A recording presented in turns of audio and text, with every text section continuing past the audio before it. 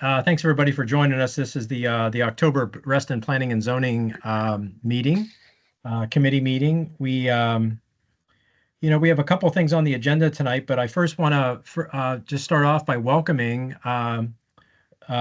Natalie from Reston Association. Natalie is on the line. She's the new planner that Reston Association has brought on board. And so I think we'll be closely working with Natalie and, monitoring things, and we really appreciate, her involvement with our committee to the degree, she participates and so I just thought I'd mention that. Okay, so tonight we have a couple of things going on. We have Fairfax County is giving us a presentation on the site-specific plan amendment, which is the SSPA we refer to as it, but this is the 2025 upcoming submissions that are they're going to take place. And so we're anxious to hear, about any changes that are coming online to that process. And we then right behind that, we have an application from the previous SSPA, which is the Lake Fairfax Business Center application, and we have representatives, from different groups that'll be talking about that tonight, and hopefully everybody received a package on that to kind of give you a heads up of what they have planned. And then at the end of the meeting, we do have a couple of administrative items, so please stick around from the committee members' standpoint, and we just have a few house cleaning things to talk about, and we'll go from there. So let's just start right off. Leah, I know you probably have a number of people with you, but let me know who wants to start off from your end. Yeah, I'll go ahead and start off. Thanks. I'm just gonna share my screen real quick. Let's see. Can everyone see that? Okay, Yes. Great. Okay, great. Yeah, thanks again, Ra, for having us here.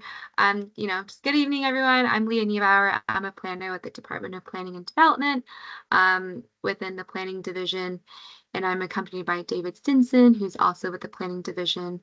So I just want to thank you guys for having us here to talk about the upcoming 2025 SSPA process.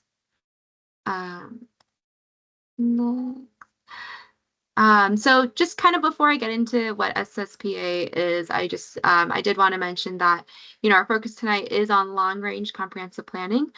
So most of you are probably familiar with the comprehensive plan but for those who might not be, just a quick overview. The comprehensive plan is the county's primary policy document about the built and natural environment. And it's used as a guide that uses the county's land and natural resources for, planning for over the next 20 plus years. So it's a guide for decision making that reflects, so it's important to note that the plan provides recommendations and it's not a law like the zoning ordinance. However, the recommendations in the comprehensive plan are used by the Board of Supervisors, the Planning Commission, Board of Zoning Appeals, county staff, and as well as the community as the common basis for decision making on land use and zoning applications. And so the comprehensive plan is a living document, and those changes are called plan amendments. And so the concept for future development map is part of the comprehensive plan, and it's used to describe at a high level the location and character of future land use. And so a few of those land use classifications within the Reston area plan are highlighted there in red. So you have the TAN, which is the transit station areas, which encompass the metro rail stations, and it promotes kind of more focuses on a land use pattern that supports metro rail, therefore by encouraging a mix of uses in a more compact pedestrian-friendly urban form.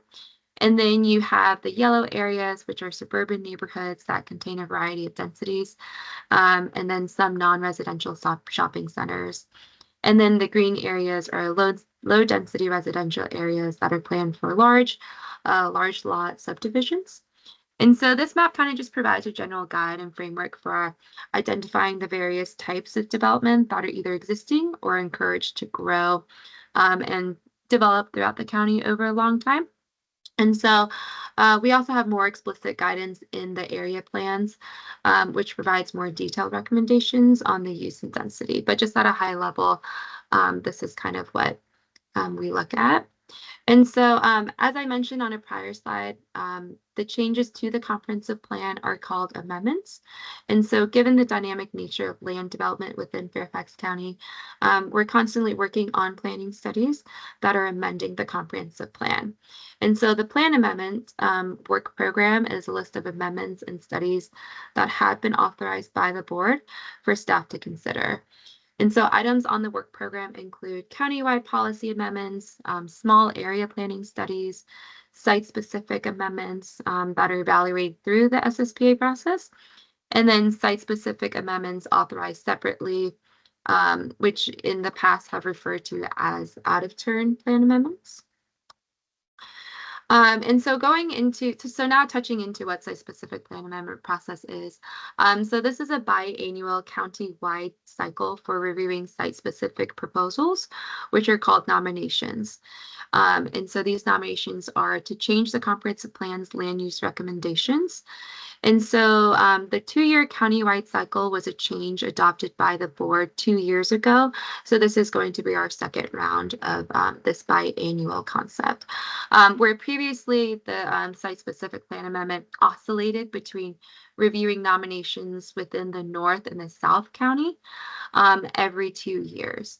And so this change established a more frequent countywide evaluation. And so the prior round, so the first round of the SSPA, of this new biannual SSPA process, began in fall of 2022, and it resulted in a submission of 75 nominations. And so in part, this is due to the pent-up, demand in certain areas, and in part due to the broader shift of the office and residential real estate markets. So, fingers crossed, we're not really anticipating the same volume of nominations with this upcoming round that we received previously. But in preparation for the next round, we looked at the goals for the processes, lessons learned from the prior round, and proposed a few relatively minor changes. And at recent committee meetings, the Planning Commission and board indicated that they were generally happy with the process.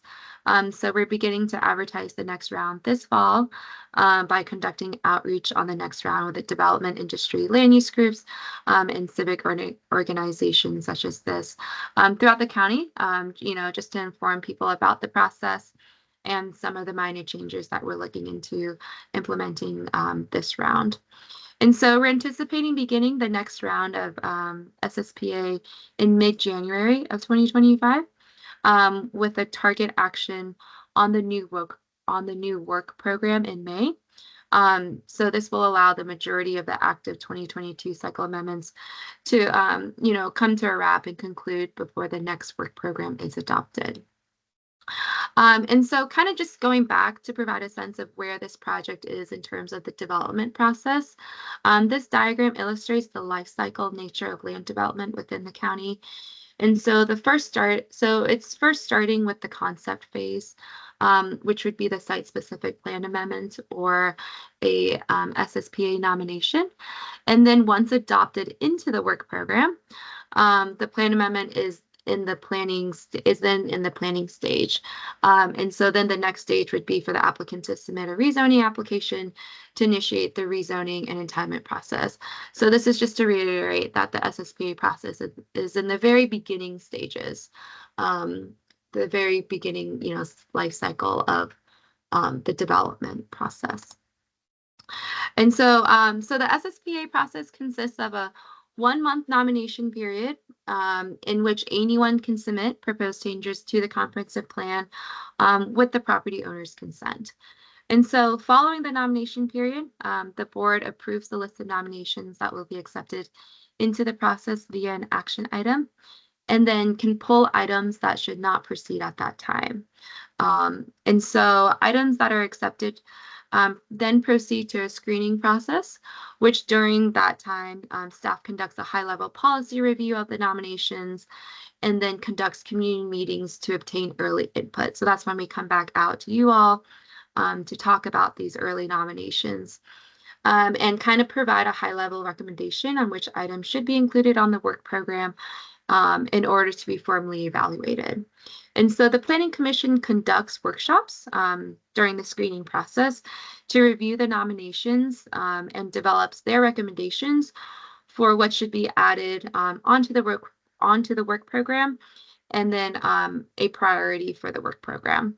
And then it goes to the board. And so then the board adopts the new work program via an action item. And so then, therefore, after following the adoption of the work program, is the evaluation phase. So this is where, the proposed amendments are then, on a deeper level, analyzed more for impacts, and then goes back to the community for further review and input on those that make it to the work program. And then ultimately, those will be presented to the Planning Commission for a recommendation, and then the board for a final decision. So these nominations go through a long phase. And so the board adopted goals for the SSPA in 2022, and now that we've done one round of countywide nominations, we've highlighted a few lessons learned from our experience based on these goals. And so the first goal was to really reduce the overall timeline of the process. So as noted earlier, previously SSPA had an oscillation between the North and the South County nomination periods every 2 years. So conducting a countywide North and South together every 2 years provides kind of a better opportunity to respond to market changes. And this also has seemed to reduce the number of site-specific board authorizations that would otherwise occur outside of the regular review cycle. So this really has been a process improvement internally, and the more regular review helps us to anticipate workforce needs and distribute planning resources more equitably across the county. And so the nomination and screening process have also gotten shorter. And then our tiering system for the evaluation phase has really helped to establish priorities. So we think that this goal has been met. And then we have heard some interest in potentially shortening the screening process even further. And this may be possible if there's a lower volume of nominations that were submitted, but not likely if we receive 75 nominations like we did last time. So that's really going to depend on what we get this time. And so our second goal was to increase inclusion and engagement in the process. And so in the past, there had been a uniform approach to SSPA by, more focusing on task forces for both the screening and the evaluation phase. And so shifting from the task force to community meetings for screening and then adaptive engagement during the evaluation phase has been a clear improvement. So for example, in the prior screening, staff conducted 18 community meetings that were attended by over 1,800 individuals. So this was far greater participation than in the past. And so Department of Planning and Development collaborated with neighborhood and community services on several of the meetings in areas of higher social vulnerability to ensure that people had the resource and support to participate. And so this really has kind of helped guide our engagement on other projects as well as a model. And so the adaptive engagement during the evaluation phase has also provided success, as it allows the supervisors to kind of determine the right method of engagement. So in some instances, using a task force for larger studies, such as Fairfax Center, Northern Richmond Highway, and Centerville. And for more individualized SSPAs, largely focusing on community meetings. So in terms of the proposed changes, we are asking nominations to provide property maps using the Communities of Opportunity Index interactive tool so that they can consider socioeconomic factors within the vicinity of the nomination from the very beginning. Additionally, as always, we will continue to monitor engagement practices and adapt as appropriate. And so the third goal was to achieve a better balance of resources for long-range planning on the work program between the site-specific, small area, and county-wide studies. While the tiering system, helped us with this. We believe that there were challenges around this goal that need further attention, especially the idea of logical planning areas. And so, in several instances, we received either individual nominations or clusters of nominations that were nearby to each other. And so, to address common issues, the board added entire small areas to the work program. So this is a common practice and was done for the Reston Transit Station area, Fair Lakes, Springfield, the Franconia Triangle, Pendaw, and several other places. And so the challenge that we've encountered by doing that was that we typically rely on nominators to do the traffic and environmental studies for their nominations. And with a few exceptions, we rarely have nominators willing to conduct the expanded studies since there is additional cost for that. So for true small area planning, the Department of Transportation requires consultant funding for this. But this results in delayed starts for the studies if we're waiting for the transportation consultants until the funding is secured. And since we don't want to slow down the nominations, we phase them ahead of the studies. So we kind of like to address this in two ways. The first would be to screen more strictly for logical planning areas as an explicit justification criteria. And then for those nominations that still should be evaluated with the expanded study areas, have the action item that establishes the work program also include a funding request for the anticipated transportation studies. So this would help with prioritization. Also, we would note that we're thinking about, what would come after the broader policy plan, the policy plan update that's occurring right now. There have been some preliminary discussions, around a follow-on motion to do a systematic and targeted area plans update based on the trends that we've seen within the SSPA to kind of improve flexibility and then reduce time to market and hopefully reduce reliance on SSPA. So here's our anticipated timeline. We met with met with the Planning Commission and board members over the summer to get their thoughts on the next round of SSPA ahead of the committee meetings. Today we're meeting with you to get your input on lessons learned from the prior SSPA. We discussed the work program and SSPA with the Planning Commission and board land use committees on September 26th and October 1st, respectively. So there is agreement on the process parameters, and we will, start to begin advertising the next round, which would include publishing the SSPA guide and conduct further outreach to land use communities throughout the county like we are tonight. And then we anticipate that our eligibility map, the nominator guide, and then the broader website update will be available closer to the end of October. And then this is all anticipation of starting SSPA in mid-January, and then screening starting up earnest in March. And then kind of just, on a side note, we will have 2 community meetings, to discuss what we've went over tonight, but in case anyone has missed it tonight. So we're planning on 2 additional community meetings, one Monday, October 28th at 7 p.m., and then Wednesday, October 30th at noon. So that's kind of more of a lunch and learn. And then one other thing to note that's going to be changing this round is that unlike the prior round, the nomination form will be submitted through Plus instead of the GIS application that we used formerly. So I believe that wraps it all up, but I do just want to note Katrina Knutson, here's our contact information, but Katrina Knutson will be the main lead during the SSPA process. Therefore, I have included her contact information as well. And that was a lot of information, but I just want to thank you, and that concludes tonight's presentation, and just open it up for any questions or comments. I'm going to stop sharing so I can see everybody, but I'll be happy to jump around to any slides. Great. Thank you, Leah. That was a lot of good information. Just a one big quick general question. Will this presentation be available to the group that Yeah, we I can can. send out to them, the slides? Sure, yeah, I can send it to Mark, and then hopefully he can send it out to everybody.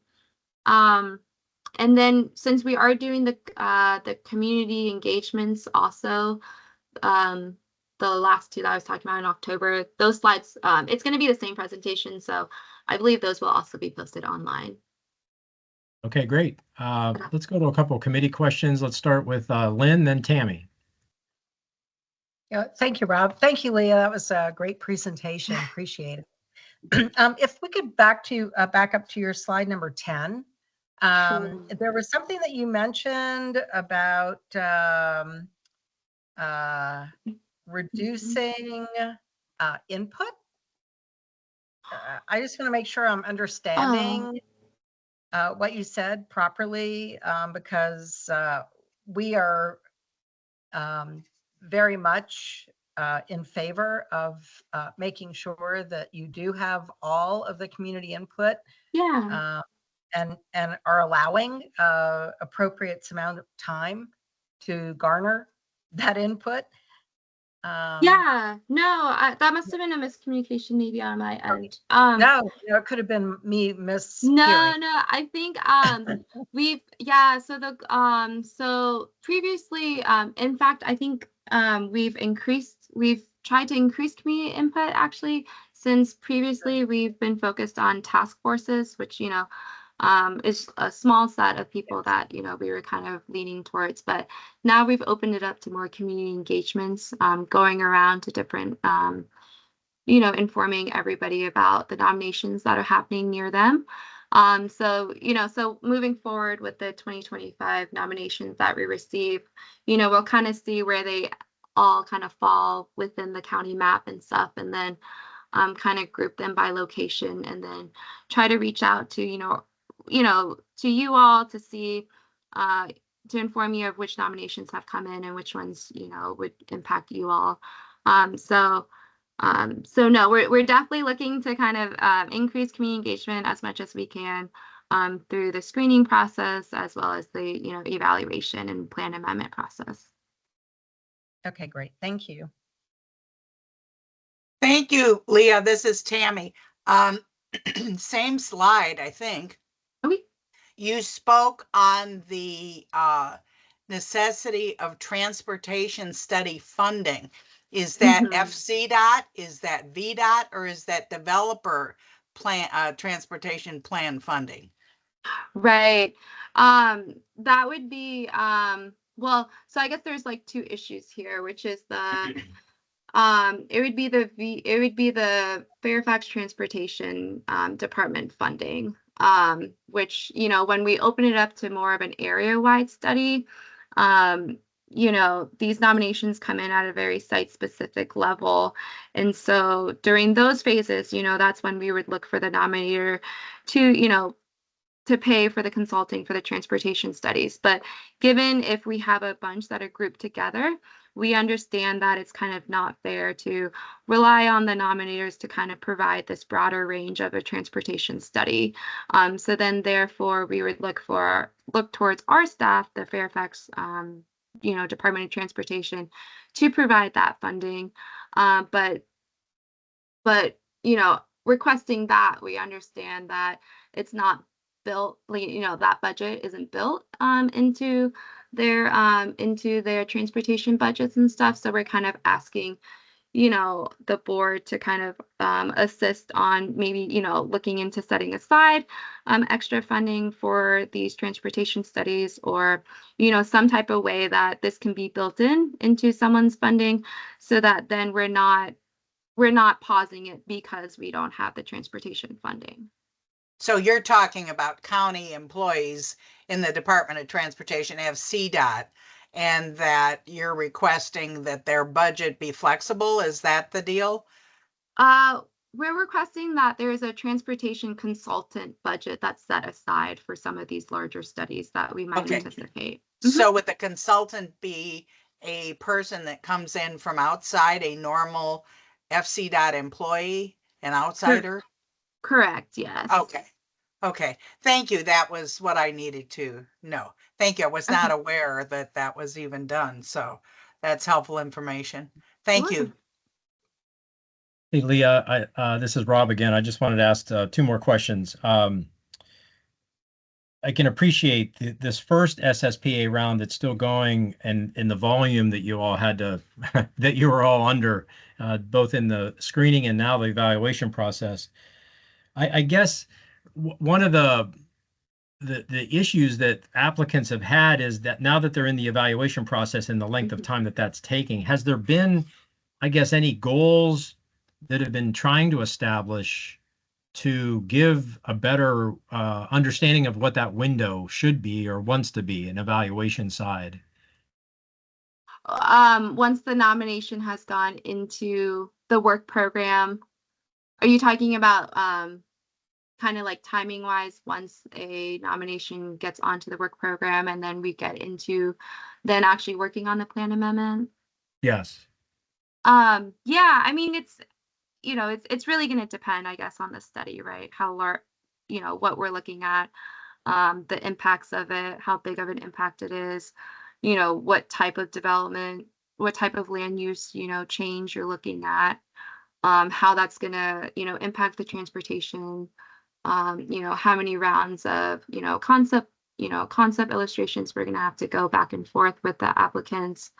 I guess it's, we'll find out more. We'll be able to kind of, have a better determination once we kind of review the application, and also see, what the community thinks about it, how much, impact it's going to have. So I think it's, that timing is really going to depend on the project and the size and the impact that it's going to have for the community.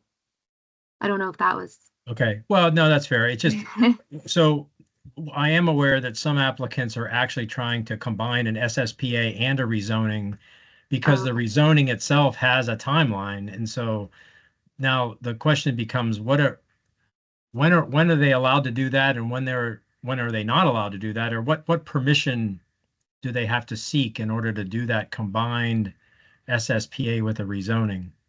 Right, yeah. And right, so that's the concurrent process, right? And so we've definitely seen some um kind of some, ups and downs for having a concurrent process like that. Because we really don't want like the rezoning to be driving the comprehensive plan amendment. And they both look at two very different things.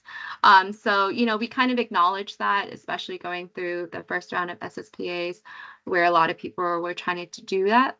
And so kind of moving forward, we're trying to form kind of a checklist, to kind of, determine when that might be appropriate, and kind of things that we would look for, when the nominations kind of seek that route. So that's kind of, a question that we're trying to provide better clarification on, moving forward. So we are kind of working on a concurrent checklist now about that. Okay, great. Any other comments or questions from the committee? All right, seeing none, I think, Leah, I think we can let you go. Okay, great. And I will send this PowerPoint out to Mark. Well, thanks again for reaching out to us and presenting tonight. And it's, always good information, and we always appreciate everything you're doing at the county.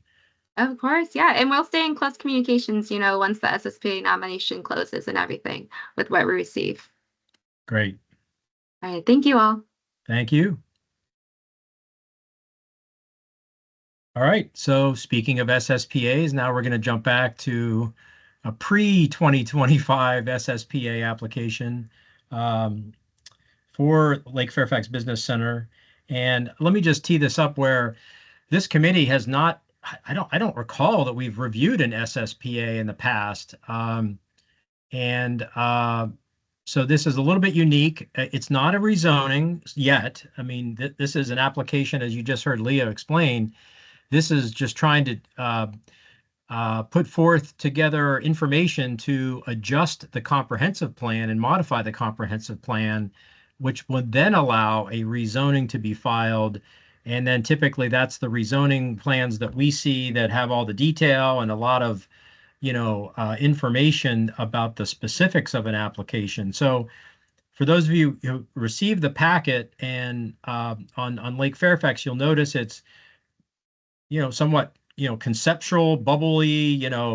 It's the idea of bringing residential to what has been a primarily office built, office uh, centric development with a few other exceptions. But and so that's the process. So I do want to just mention that because we won't be seeing the typical detail at this SSPA level that we're used to seeing in a rezoning. That is to come later, and that would be the next step should the SSPA be successful moving forward. And Frank, let me know if I botched that explanation, but I'll let you take it away with your application. We can't hear you, Aaron. So. Hi, everybody. Thanks for the introduction, Rob. I'm Aaron Frank. I'm a planner with Cooley. That was an excellent introduction to kind of create the framework. Before I go into that, and actually, I'm going to introduce the members of our team so you can familiarize ourselves with ourselves. So I'm joined Mark Looney with Cooley, and then Will Lymanstall with EYA, and Evan Goldman with EYA. Hi, folks.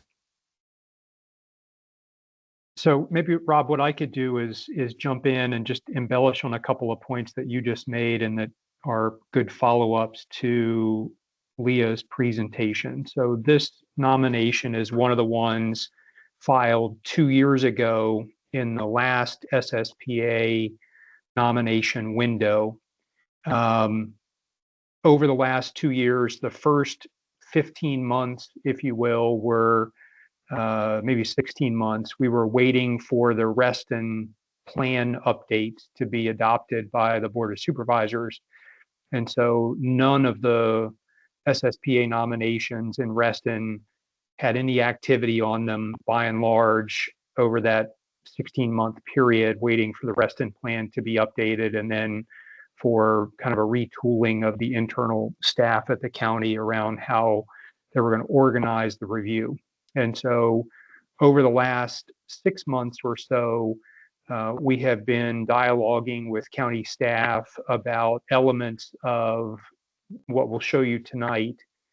And we are probably at about the 2/3 to 3/4 mark in that staff review process where we have had multiple conversations with the staff about the idea of introducing mixed use into Lake Fairfax Business Center and what is sort of the appropriate intensity of that development and what are some of the big picture objectives that the county might want to see incorporated into converting Lake Fairfax Business Center into a mixed use environment.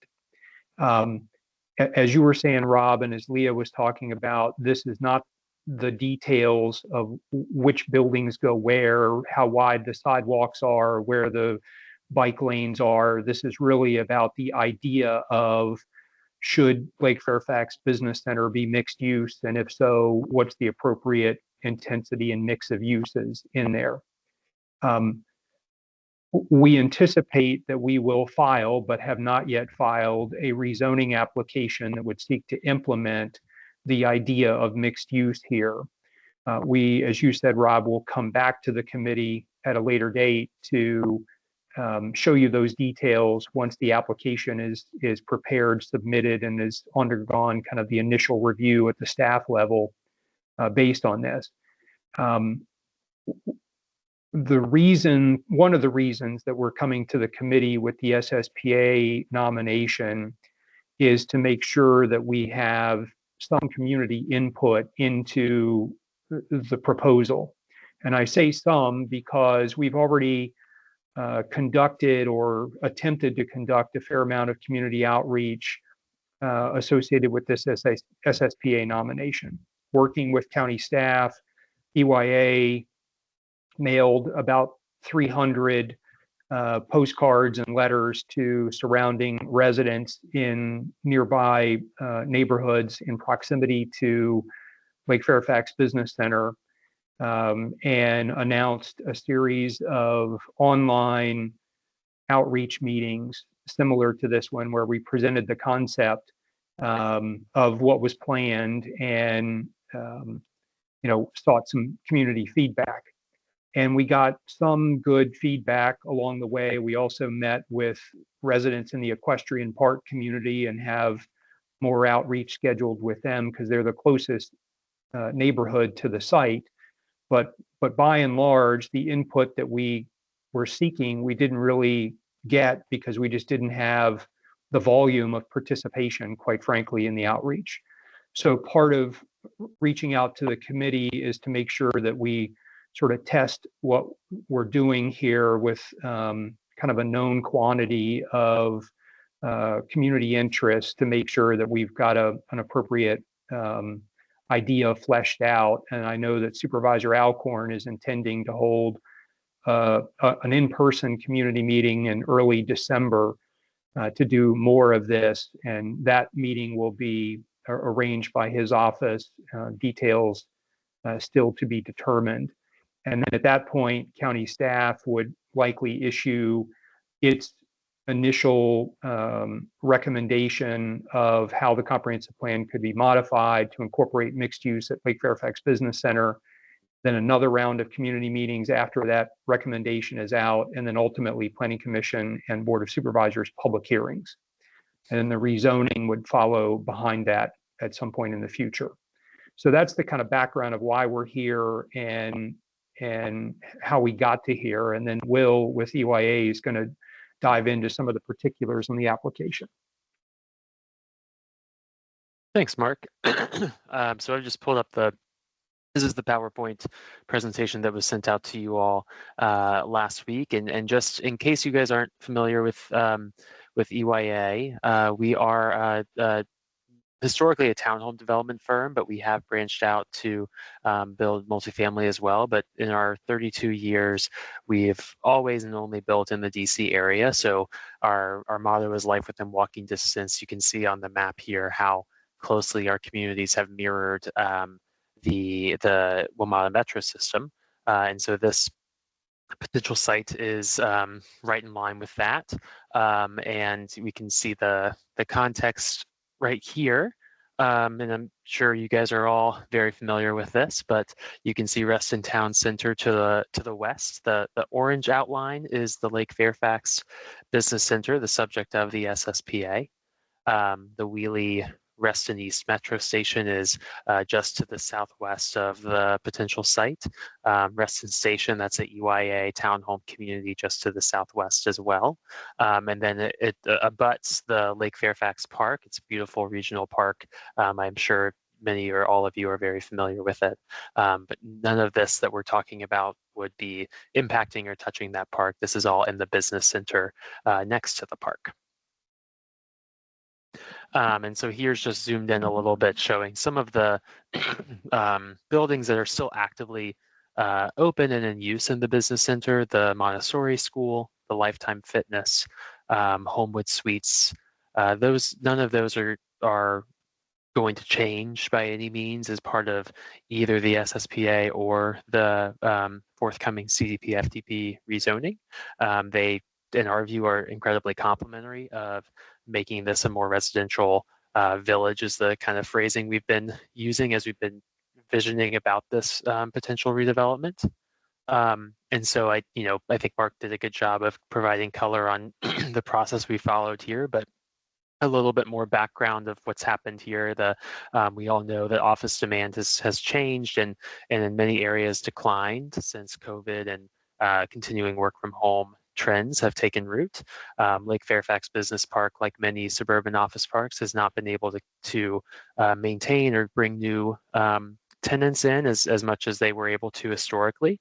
And so EYA, I'm candidly unsure of who reached out to whom at the very beginning of this process, but early in the 2021, I believe, we started conversations with parcel owners in this business center and submitted, as Leah talked about earlier, in the fall of 2022 through that SSPA process.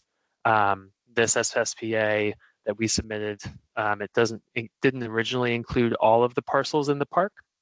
But as part of the county's review, my understanding is that they enlarged it to include more of them. Since 2021, 2022, additional tenants have relocated or shared plans with their business owners or their landowners to relocate. So you can see the tan color here. These are the EYA controlled parcels, and the blue are those that are outside of our control. So since the SSPA was originally submitted in fall of 2022, a couple more have we've gained control over, and by that I just mean we have either a letter of intent or a purchase and sale agreement with the current owner of it. As Mark alluded to, our plan is to eventually submit a CDP FTP. Ideally, at the very end of this year would be the first submission. But in order to get to a rezoning that we want, we have to go through the SSPA process and make sure that the comp plan allows for the residential and the mixed use village vision that we have for this location. And so we'll talk about we'll go into the plans, and you're right, they are more, Rob, they're certainly less detailed than the rezoning plans will be, but we'll talk about them in just a minute. But just to step back, I'll let you all read this vision statement here. This is what we've been using to guide how we've looked at all of the different parcels as part of the SSPA and as well as part of the CDP FDP. We share this at every community meeting that we've had to garner feedback as well on, is this the right vision? Is this aligned with what the community wants as well as what we want here? But I think highlighted here is the access to Lake Fairfax Park and how much of a gem that is for the community, and the potential opportunity to not just build new housing here, but create a new gateway to that that beautiful park for the current residents as well as future ones. And here's some of the architectural precedents. We've been sharing this at our community meetings as well. These are all relatively over the map, or all over the map for us in terms of location. Two of them are in Montgomery County, Tower Oaks and Cabin John. Graham Park and Tyson's Ridge are both elsewhere in Northern Virginia, but just showing the range of different townhome architectural styles that could work here. But again, diving into this more is for the CDP FDP submission down the road. And then here's some precedent imagery we've been sharing as we think about park spaces that could be added across the redevelopment. So both active playground or dog park sort of spaces, or seating areas, as well as more passive spaces such as the middle top image with the bench and the trees and the green space. And then some green spaces where trees exist and can be preserved, that take advantage of those existing and to be preserved trees. That's a goal of ours too. So here's that kind of bubble diagram showing the existing site uses. The gray is the I3, the industrial or in-office zoning, or comprehensive plan use here that covers the vast majority of the park. The school, the Montessori school, is in red, and then that data center, which is going to stay, has no plans to locate or anything, in that tan color. And then here's our proposed long-term comprehensive plan recommendation that does cover the whole of the business center. This is not because we have control over that, it's just for the comprehensive plan to re-envision this as a residential village with a mix of uses here. So you can see the dark purple is what we're calling the core area. It's in the center of the business center. It's where we could see higher density office, hotel, residential, senior living. And then the non-core would be the lower density that blends as you get to the edges with the surrounding community. So that would be residential, that could be townhomes, stacked townhomes, sometimes called 2-over-2s, low-rise retail, low-rise multifamily or condo buildings. You see the school still is there, the I3 for the fitness center and the hotel and then the tan for the data center. And then you can also see, so currently this is the only way in and out of the business center here where Business Center Drive intersects with Sunset Hills Road. This is a potential extension of Michael Faraday Court that could be created. It's outside the scope of both our SSPA and our CDP FDP, but I know it's a priority for county staff and for some elected officials, and so we're trying to see how we can partner to support that endeavor. We do think it would be beneficial to the future community here to have an additional connection point, especially one that brings you so close to the metro and brings people so much closer to the park as well. And so moving on to the slightly more detailed site plan, but again, pretty high level as part of the SSPA. You can just see how we build this out and how we think about it. So first, we've kind of shaded out in dark gray the uses to remain: the Lifetime Fitness, the data center, the school, the hotel, and then Business Center Drive itself would remain. And then we layer on a conceptual grid of streets. This is by no means every single street, nor is it even exactly where streets would go in this redevelopment, but it gives you a framework that we can then start to think about the uses, the buildings, how they could fit in here. The vision, because it would be a residential village feel and a mixed use space, would be that these streets are walkable, they would be well landscaped, they would have sidewalks, street trees, that sort of thing. And the same would be true for Business Center Drive, where it doesn't now. That's something that would be added. And then we layer on green spaces. So obviously this location is already adjacent to a beautiful, very, very large regional park, but there's opportunities to add some complementary parks. And of course, Fairfax County regulations require additional active and passive recreational space for redevelopments like this. So we've thought about doing in the core area, this number 2 label, that's where the most density would be. That's where we could also envision the most active central 1 acre park space. So think of playgrounds, maybe, larger seating area, cafe zone or fountain or something like that.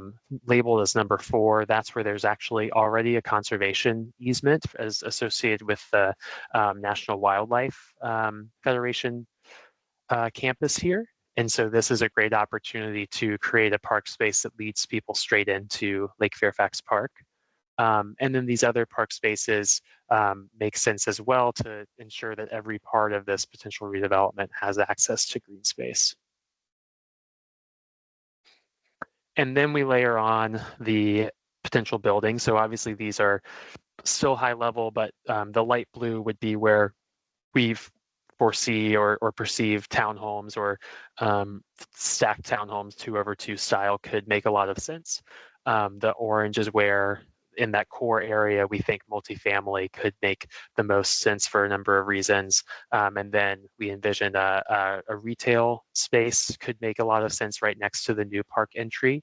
And then you can also see, this is something that we've had a lot of conversations with Supervisor Alcorn about, but when we in conversations with him and others in Fairfax County, the issue of school capacity long-term came up. And so we were asked to think through where could a potential school site go on this site. And so this is the tan with the purple outline is the location where we believe makes the most sense, and Supervisor Alcorn agrees, for a potential school site if and when Fairfax County Public Schools wants to build a school there.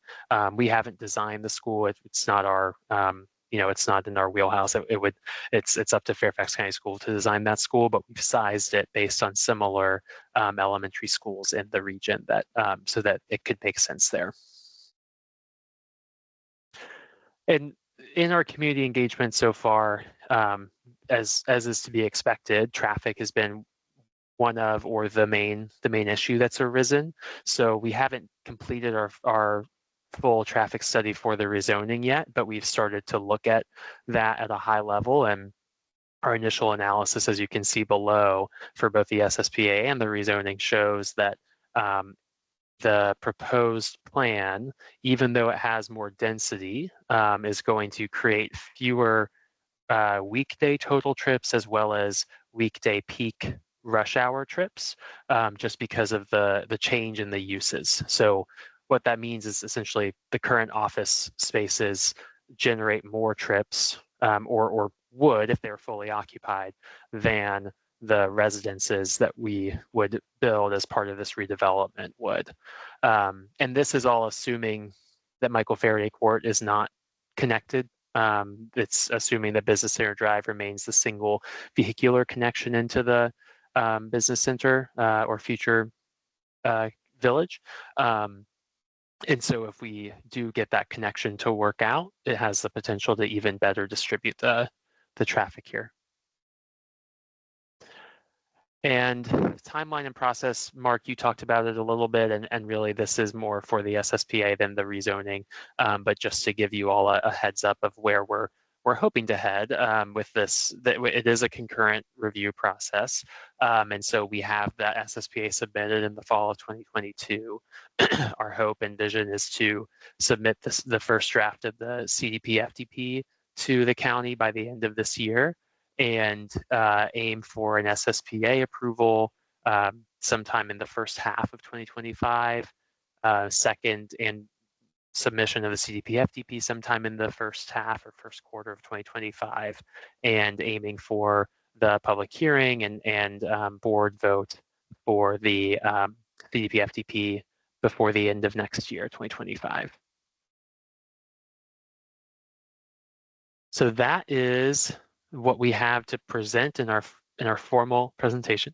Let me pull up the site plan so we can dive into questions, and I'll also make sure I've got 2 slides in here which were sent to you all with our contact information. So if you should have that, but I'll throw my email address as well as the one for the project in the chat here momentarily. But well, open to questions from you all at this point.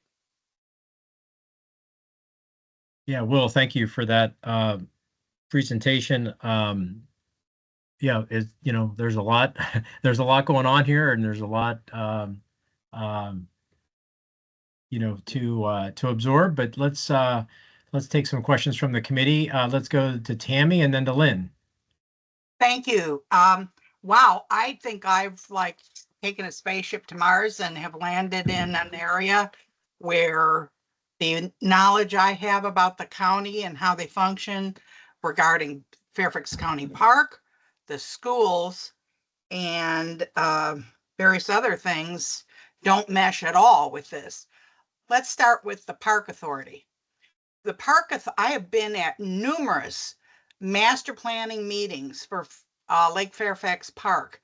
They are adamant, unless they have had a sea change of personnel, they are adamant that there be no egress from the south into the park. They are extremely concerned about vandalism and controlling who gets into the park and when, and that it's closed at dark, etc. They have the campground, which is,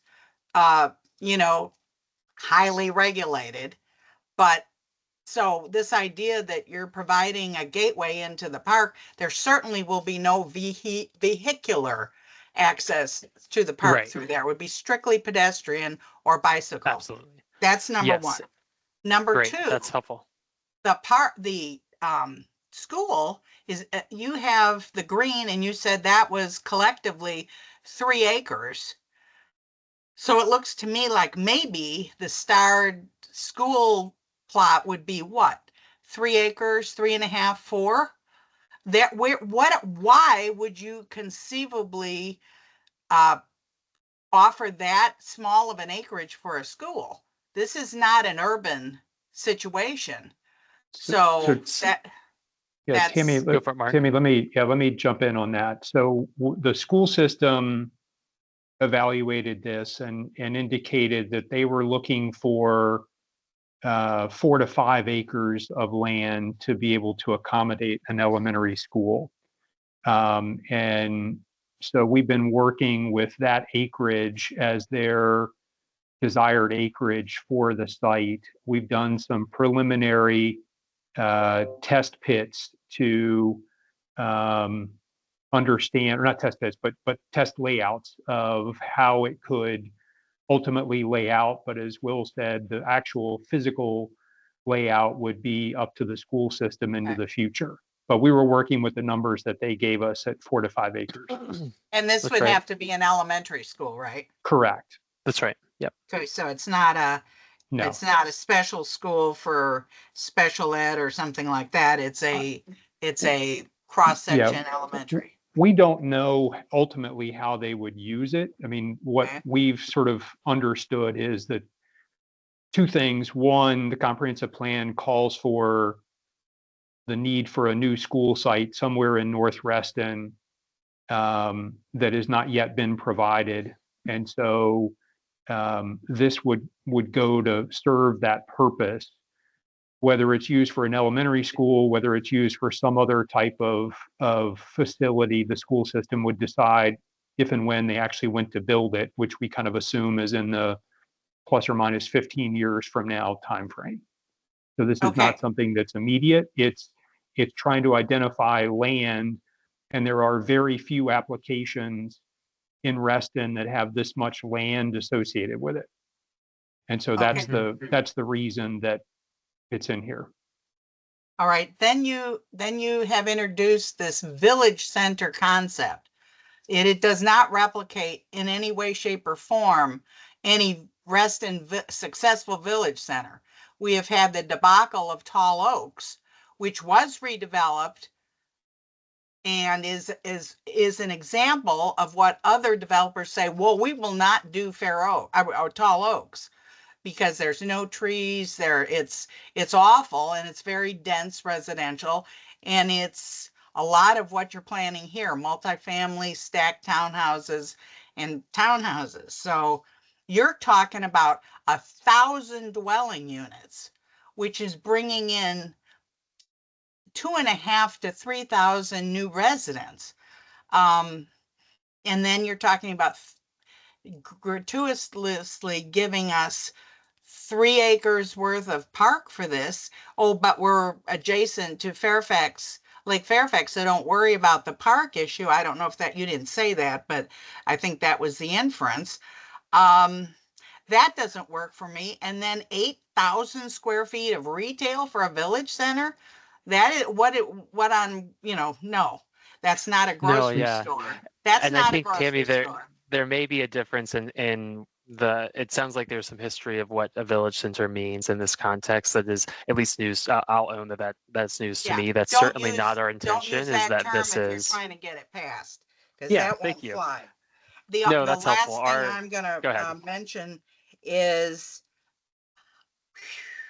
you have put in here on one of your written stuff, and maybe in the PowerPoint, hotel. No, no, no, no, no, Mark, you haven't been here in a year, but we have said repeatedly, Reston is overbuilt with hotels or approved hotels. So we're not likely to want to approve something that's got one more hotel, plus Thompson Hospitality is on the site. So yeah, and there's, Tammy, just to be clear, there's no new proposed hotel. It's the existing, to the extent it's referenced, it's the existing Thompson Hospitality Homewood Suites hotel, because the plan amendment covers largely all of Lake Fairfax Business Center. So part of what you have here is just demonstrating the mix of uses. I mean, don't forget that the hotel exists, the Lifetime Fitness exists. This is about sort of weaving in new development around that existing development. So it's not proposing a new hotel or a new health club. It's bringing new customers to those uses. So the last thing I will say is that I worked for almost 4 years on the Reston Master Plan on land use. And on page 26 of the Reston Master Plan, the issue that John Carter authored with the visuals and the tables and all that says, Lake Fairfax Business Park Center area is planned to remain as an important industrial area, office, industrial, and institutional use up to 0.5 FAR. That's in the master plan that was just approved by the Board of Supervisors. This would be a complete unwinding of all of that work and the Board of Supervisors' recent approval. Thank you. That's all I have for now. Yeah, just to embellish on that point, you're 100% right, Tammy. The last master plan update didn't look at land uses, and so that's what the SSPA process is used for. And I think there are, David Stenson, remind me how many plan amendments are in Reston, 8 or 10, I think, that are proposing different land use changes. 11. Similar 11 of similar types of change. But you're correct. This is, I wouldn't use the words you use, but this is proposing to change the land use for Lake Fairfax Business Center. That's the purpose of it. Right. And Tammy, let me just clarify one thing you said. You used the term "we" when you talked about not wanting hotel. That might be a position you hold, or you maybe your committee on the comprehensive plan, but this committee at the Planning and Zoning has never taken a position on anything like that. I just want to clarify that for the applicant. Thank you. All right, now on to Lynn. Thank you. And thank you for the very informative presentation. I'm just going to piggyback on what Tammy was talking about because like Tammy, I was actually the lead for the land use chapter of the comprehensive plan. And we did work for 4 years, inclusive of John Carter serving on that working group. And we looked at all of these parcels in Reston and what would best fit with the ideals of the comprehensive plan. And this site was discussed very heavily. And we did come to an informed conclusion that the best use of this site was as it was put in the comprehensive plan. I don't need to repeat it, but it is the office, industrial, and institutional up to 0.5 FAR. So I'm really surprised that we're seeing a SSPA coming forth for this parcel, but I guess I shouldn't be surprised. But if I get into the details of the site plan and I look at a data center and I look at the proximity of residential to the data center, have you not seen what's been going on in the county as it pertains to the proximity of data centers to residential neighborhoods? I think that this needs a lot of rethinking in terms of the layout, and it's really surprising to me. I'm sorry. Will, can you go back to the slide that has all the names of the entities on it for a second? Was that slide 13? Mm-hmm. Slide 7. Oh, so, yeah, so Lynn, I hear what you're saying. I guess my response is that the market disagrees with the conclusion that this has to remain as is. And the reason I say that is, if we go through each of these buildings, the two in the lower right-hand side are both 100% vacant. The 10-acre parcel in the middle that's RMR, that's 100% vacant. The Pragmatics building on the right-hand side is vacant. The National Wildlife Federation building is largely vacant. And I think they have like fewer than 100 people in that building in total, and they've largely moved all of their staff to DC. The RMR building in the back has been leased by a 3-letter agency, but has told RMR that they do not intend to renew that lease. So that building will be vacant within a year. I think it's actually vacant as of this month. Okay.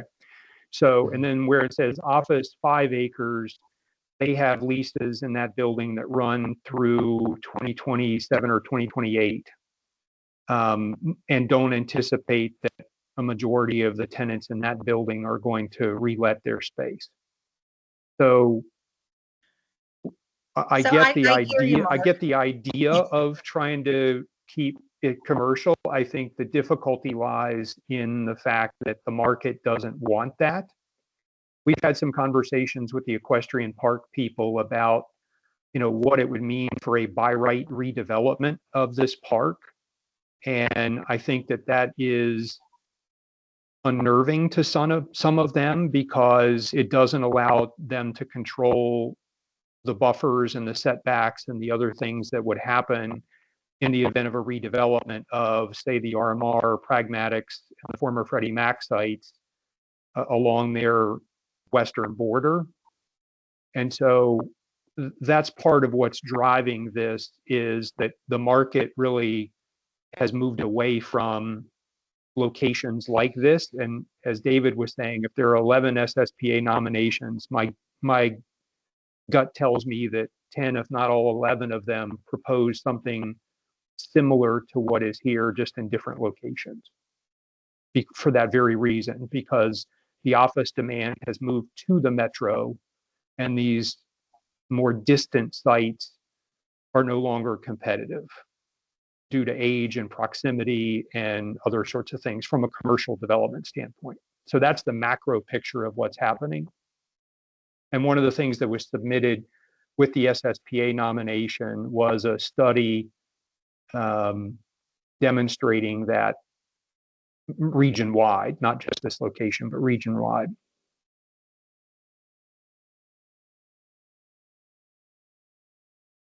Yeah, thanks, Mark. Lynn, any more comments before we go to Mike? No, I am, if this is something that is, going to be considered, then, I'm sticking to my point that if you look at the proximity of residential to the data center, I think that needs to be completely rethought. Appreciate that, Lynn. And that I'm sure that'll be a topic of conversation as we go. I think that the one difference here is you're not talking about a new data center that's going in against existing residential. It's new residential going in against that existing use. And the purchasers and others will have the choice to vote with their feet as to whether that's an acceptable circumstance. But I'm certain through the review process that question will come up. All right, thank you, Lynn. Let's go to Mike Jennings and then Bill Penniman. Thanks, Rob. I'm pretty familiar with this whole business park because I had the pleasure of living that's pleasure in quotes, with the Homewood Suites for about several weeks, because I was displaced with a house fire last December. And I can tell you that something definitely needs to be done, because there's so many vacant buildings. There's acres of parking lots and all the runoff involved there. I can't, taking a walk at night with my dog around there, it was a little nerve-wracking, because it just invites people to do things at night in big open parking lots that they don't need to be doing. So I frankly find this application compellingly interesting. I think, it's a good step towards doing something to make this active. It's not active now. I mean, the only thing that goes down that business center drive is Lifetime Fitness cars. That's it.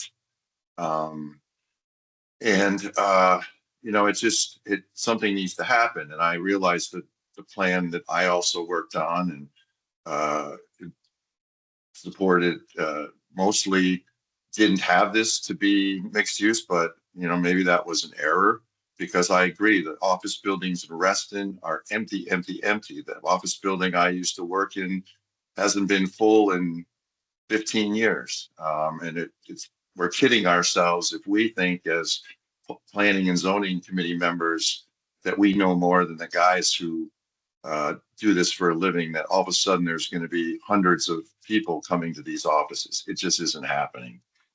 So I like this idea. If I had, I have some comments in that if this is to be redeveloped, I would only support it if that buffer along in this picture is the upper portion, which is kind of the northeast side of this property, remains, all those trees remain, because that's a very nice buffer to that neighborhood up there, Dressage neighborhood. And I wouldn't want to see any of those trees, or that there's some, there's shrubs and other things underneath that would have to stick in order for me to be able to support of this. Is this the yes, buffer you were that's it. talking about, Mike? Yeah. Okay, just want to make sure. Yeah. Great, thank you. Hey, Mike, that area is actually, a lot of it is owned by the Equestrian Park HOA. So it's Okay, not even well, part of the business park. Okay, great. A comment about the traffic, and you did say this, but we all have to remember any traffic generated by this would be magnitudes more than what exists today, which is really just the lifetime. The allowed FAR and the allowed trips isn't, if we're even doing 500 a day, I'd be surprised right now. So, going to 7940, that would be an impact to the people that are there now. I'm not saying, it's right or wrong, but we have to be careful looking at numbers like these when it says, oh, we're actually going to be less, when it's less than is allowed, but not less than what's actually occurring.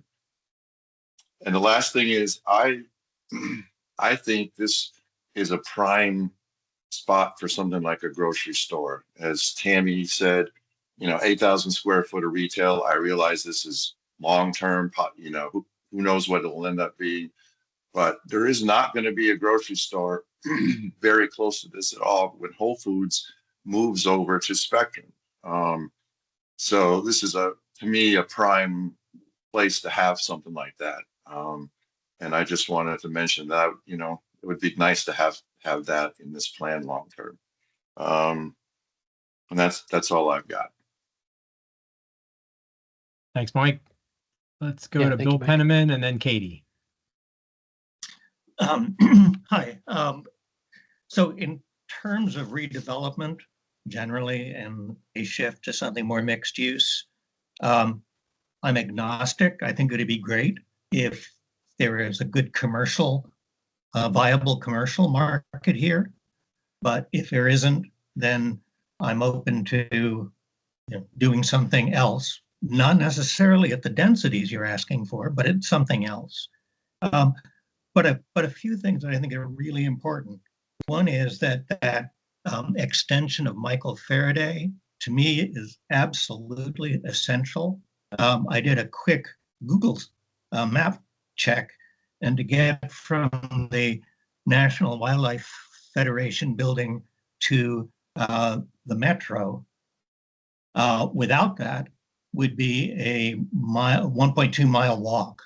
And I think the one thing we really got to accomplish here is to make it easily viable to get out that end of the project so that people can get to the metro on foot. Yeah, and Bill, if I can just speak to that really quickly, because the road Sure. itself is outside of our control, but we absolutely in any scenario would at the bare minimum have some sort of pedestrian connection leading to the parking lot just south of that if you see it on Google Maps. So we agree, like, that it is a no-brainer that there needs to be what we can control, which is to put a pedestrian connection there. The road is outside of our power, but we are doing what we can to make that happen.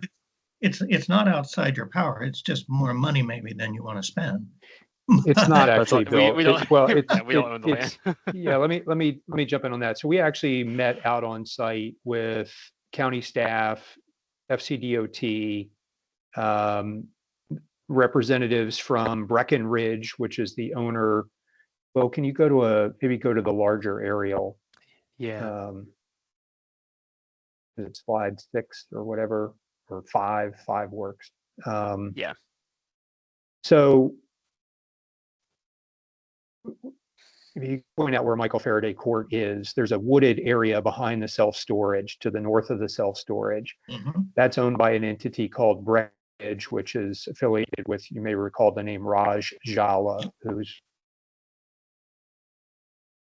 we met with him on site, or representatives of his, and then folks to the west off of Roger Bacon Drive about 2 potential road connections, one of which is the extension of Michael Faraday to the north. If it goes through the Breckenridge parcel, it splits it in half. If it moves to the east and goes through that surface parking lot, it affects SkateQuest, which we learned, and Evan Goldman from EYA is on the phone, and he personally knows this to be true, that if we touch one parking space on SkateQuest, we will suffer the wrath of every hockey parent in the DC metro area. And so we're trying to work on a design solution that kind of splits in between SkateQuest and the Breckenridge parcel. It's not really the cost of the road improvement per se. It's the location of the road and what that does to future development and redevelopment on the Breckenridge and SkateQuest properties, in trying to line up the alignment, as well as needing the right of way to be able to build the improvements. They would have to either dedicate, or Fairfax County would have to acquire the right of way to complete the connection up to Business Center Drive. So it's not about money. It's about sort of the participation and support of Breckenridge and the SkateQuest to be able to make the connection. And there will be further conversations on it. We agree with you that connection is a much needed improvement long term. So when Will talks about it's not in EYA's control, it's really about acquiring the right of way in the location that is acceptable to those property owners. David, Stinson, do you want to add to that at all? Is there anything I left out? I think you captured it. Yeah, we're working. We're trying to coordinate conversations with Breckenridge and other parties to make this connection possible. Yeah, no, I accept that it may be complicated, but in my view, if it doesn't happen, then the amount of density you may be able to get would be substantially reduced. That's my view. It may not be anybody else's, and you might be able to talk me out of it, but at least going in, that's the way I would view it. On another point, looking at where you have the school, frankly, over on what is the former Freddie Mac site, currently 6 acres, so you could use 4 or 5 of that. To me, that would be a better place for a school, because if you have the school back in the corner, then you're going to have all the parents lined up with their cars driving in there all the way through to get back there to pick the kiddies up and to drop them off. And the buses will be going in and out. And I don't think the community is going to be very happy with that much traffic passing through. So think about that. Having it closer proximity to Sunset Hills would perhaps mitigate that problem. But I know from picking up my grandkids at elementary school, it's a pretty elaborate process at the start of school and at the end of school. The access to the Lake Fairfax Park, there has long been an unauthorized, substantially used bike trail right behind the National Wildlife Federation. There is access off of Wheelie, except you have to go through people's parking lots and the like. But there is access to the park. It's just that it's not either legal, perhaps it is, actually shows up on Google Maps, but that has to be an important part of what you do, is to have workout pedestrian access, absolutely not a car, not a vehicle, but yeah, pedestrian access. It'll make it a much nicer place for the people who live there, but it'll also give more access to people coming off the WNOD or from any place else in Reston, because South Reston it's a lot easier than driving all the way out, Barron Cameron, practically to Route 7. So that should definitely be a part. So a question is, I know you're early in the planning, but you're in the negotiations with the staff. How much affordable housing and how would you define affordable housing are you talking about? Because one of the things people have talked about is that in some of the discussions is if you move into these former, no longer viable commercial and industrial areas, this would be a great place for affordable housing. And so I happen to think it would be a great place for affordable housing. May not be your preferred financial solution, but what are your thoughts in that area? You want me to tackle it? Yeah. Well, okay. Go So for it, Mark. Yeah. So all of the for sale units, which are largely stacked townhouses and regular townhouses, would be subject to the ADU ordinance. And so 12.5% of those units would be made available to people making, 50 to 60% of the area median income. And so that would be consistent with county policy. Depending on the design of the multifamily building, that also could have a requirement for affordable dwelling units in addition to workforce dwelling units. And obviously the workforce dwelling unit policy has been updated in the last 15 months, I guess, maybe longer at this point, but relatively recently, to lower the AMI levels in those locations.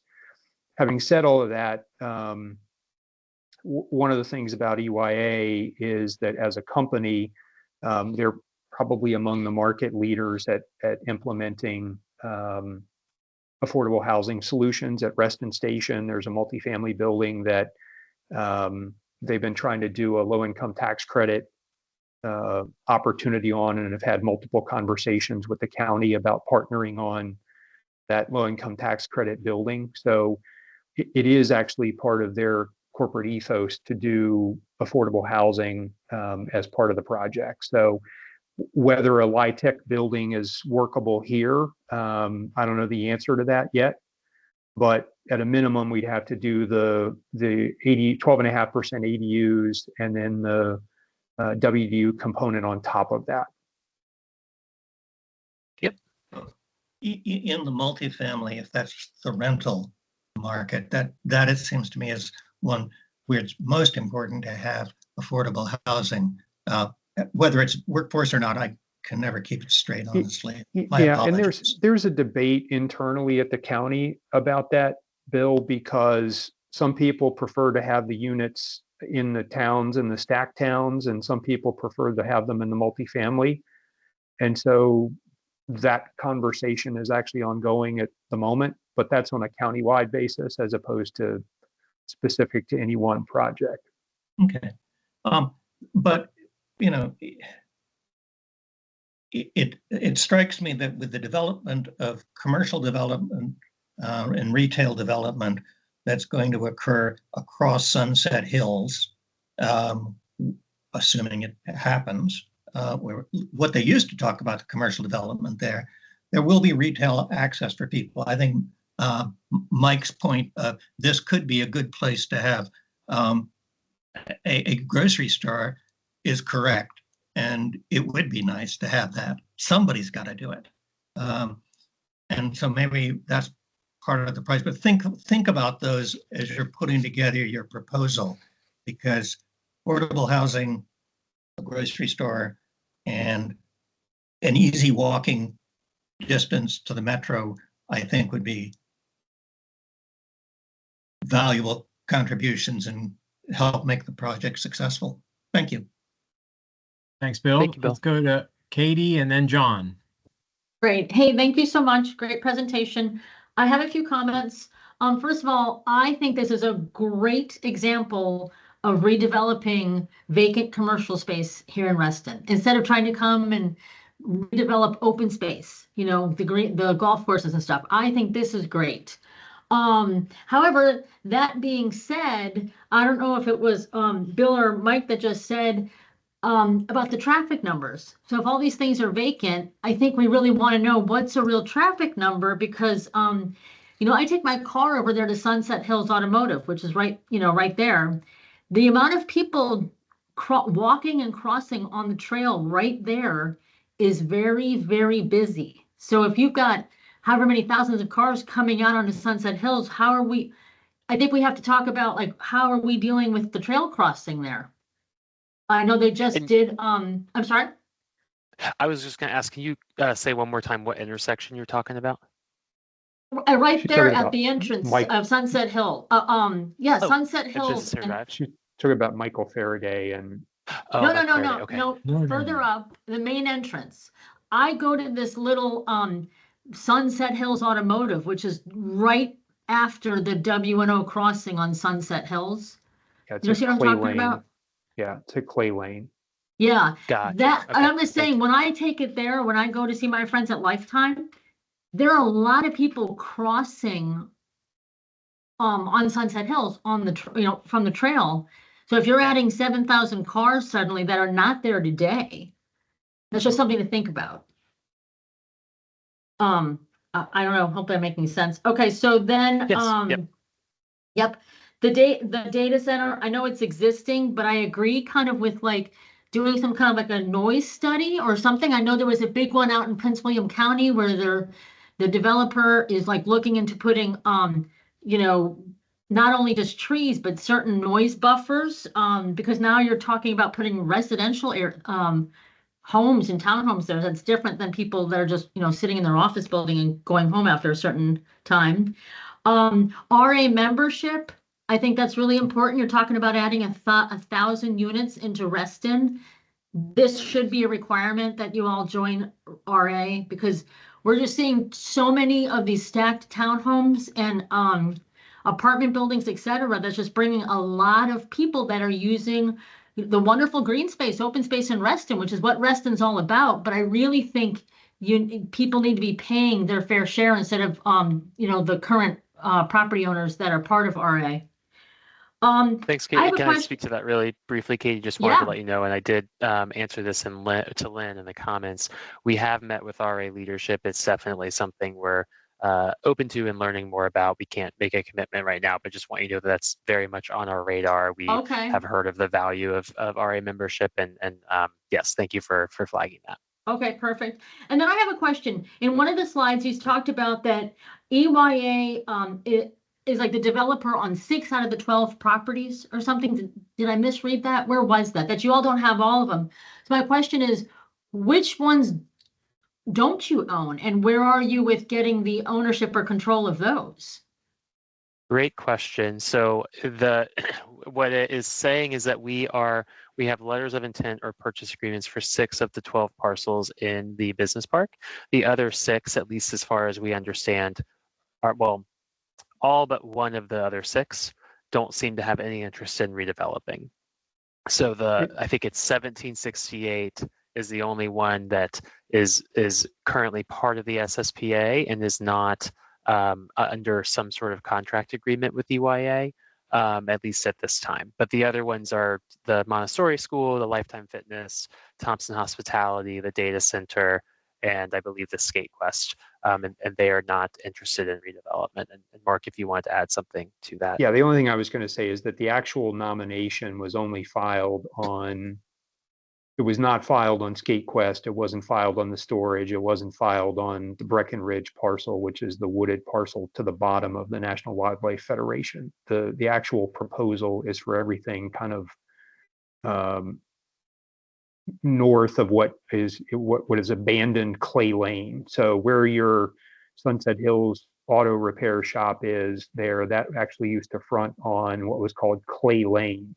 Yeah. And Clay Lane was abandoned, Rob, how many years ago? 40 years ago, 30 years ago? I'm not that old much, so 25. That's 25. These meetings have aged me, I guess. So that it used to be on Clay Lane, and so it's really everything that is north and east of Clay Lane that's part of the proposal.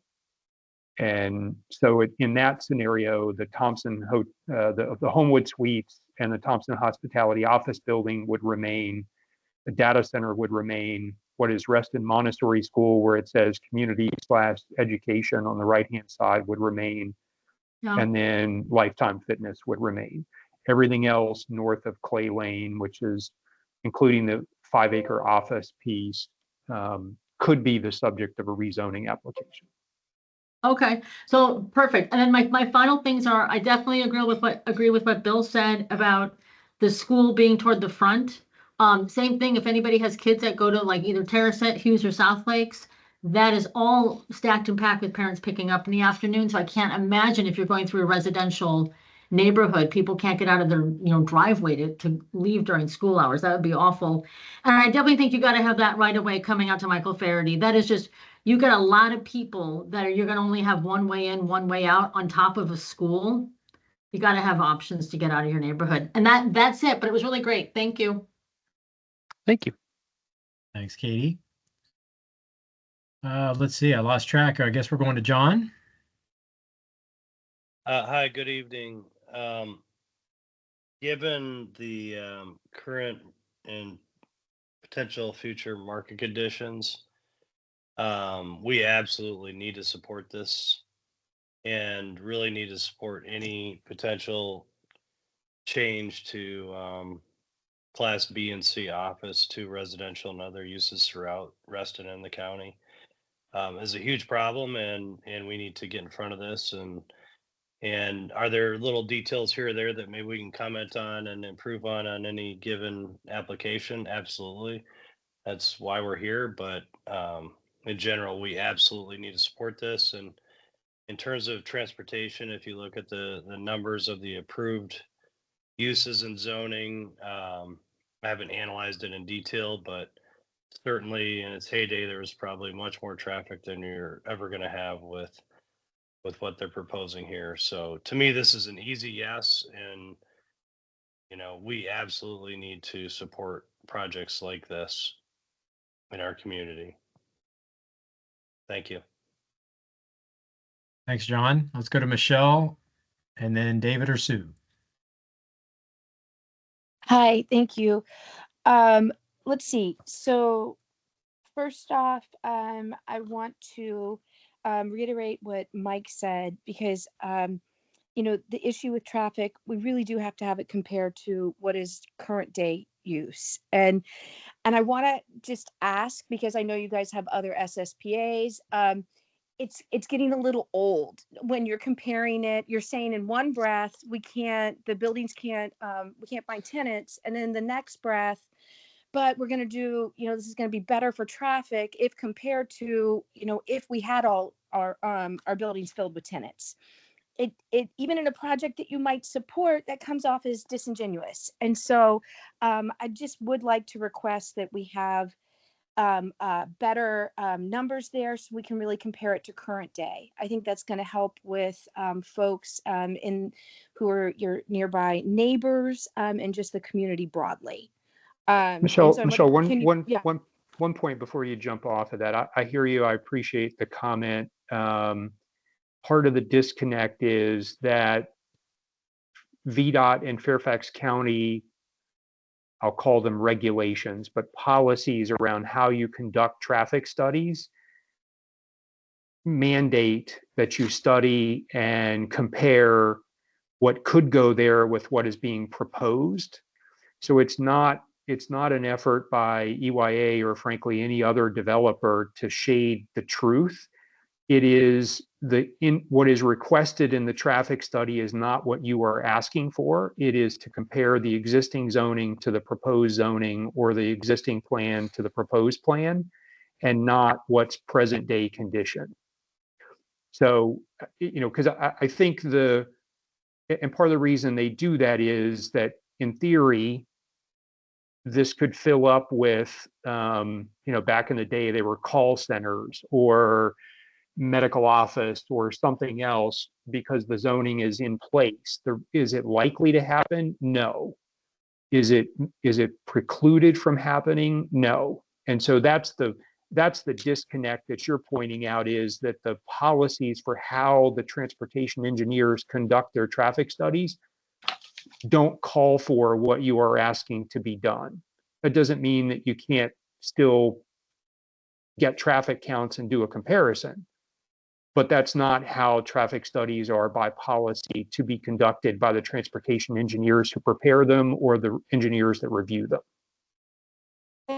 And that may be the case. I didn't mean to imply that you were doing something that you weren't otherwise, required to do. I'm saying simply, as someone listening to it, when it's presented as a benefit, a positive, it'll be less than what it could be, but it's never going to be that. And you just said it's never going to be that because you can't find tenants.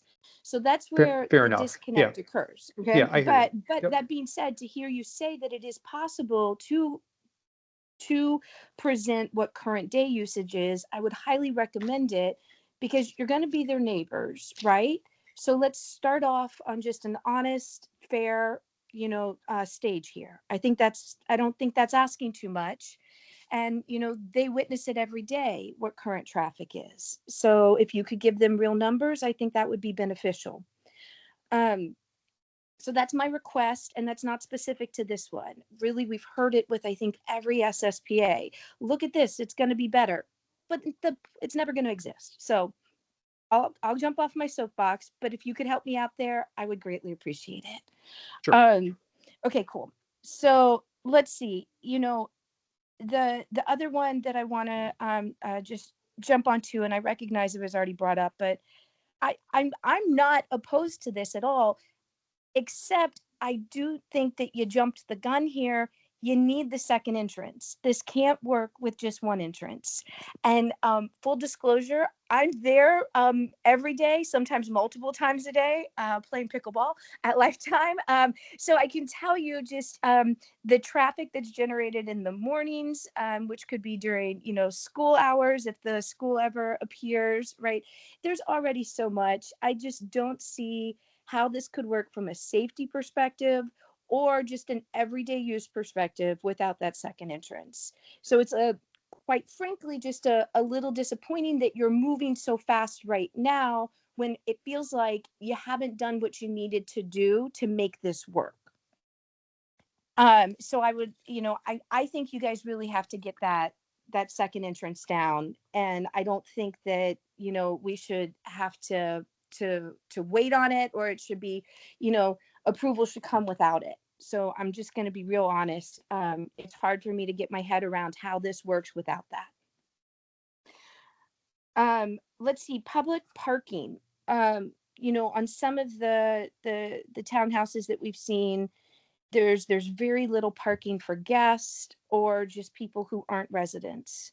I recognize that that's not what this goes into detail on, but have you thought through just how that works, especially if you have that little bit of retail, or we have these park spaces that would be connected to the Lake Fairfax Park?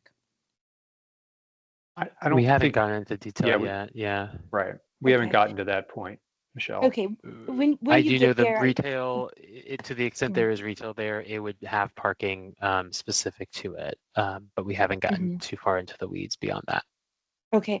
I'd encourage you to really think that through. I don't take issue as much as some others with tall oaks, but my main issue is it's very hard from, perspective of a guest or someone to park there.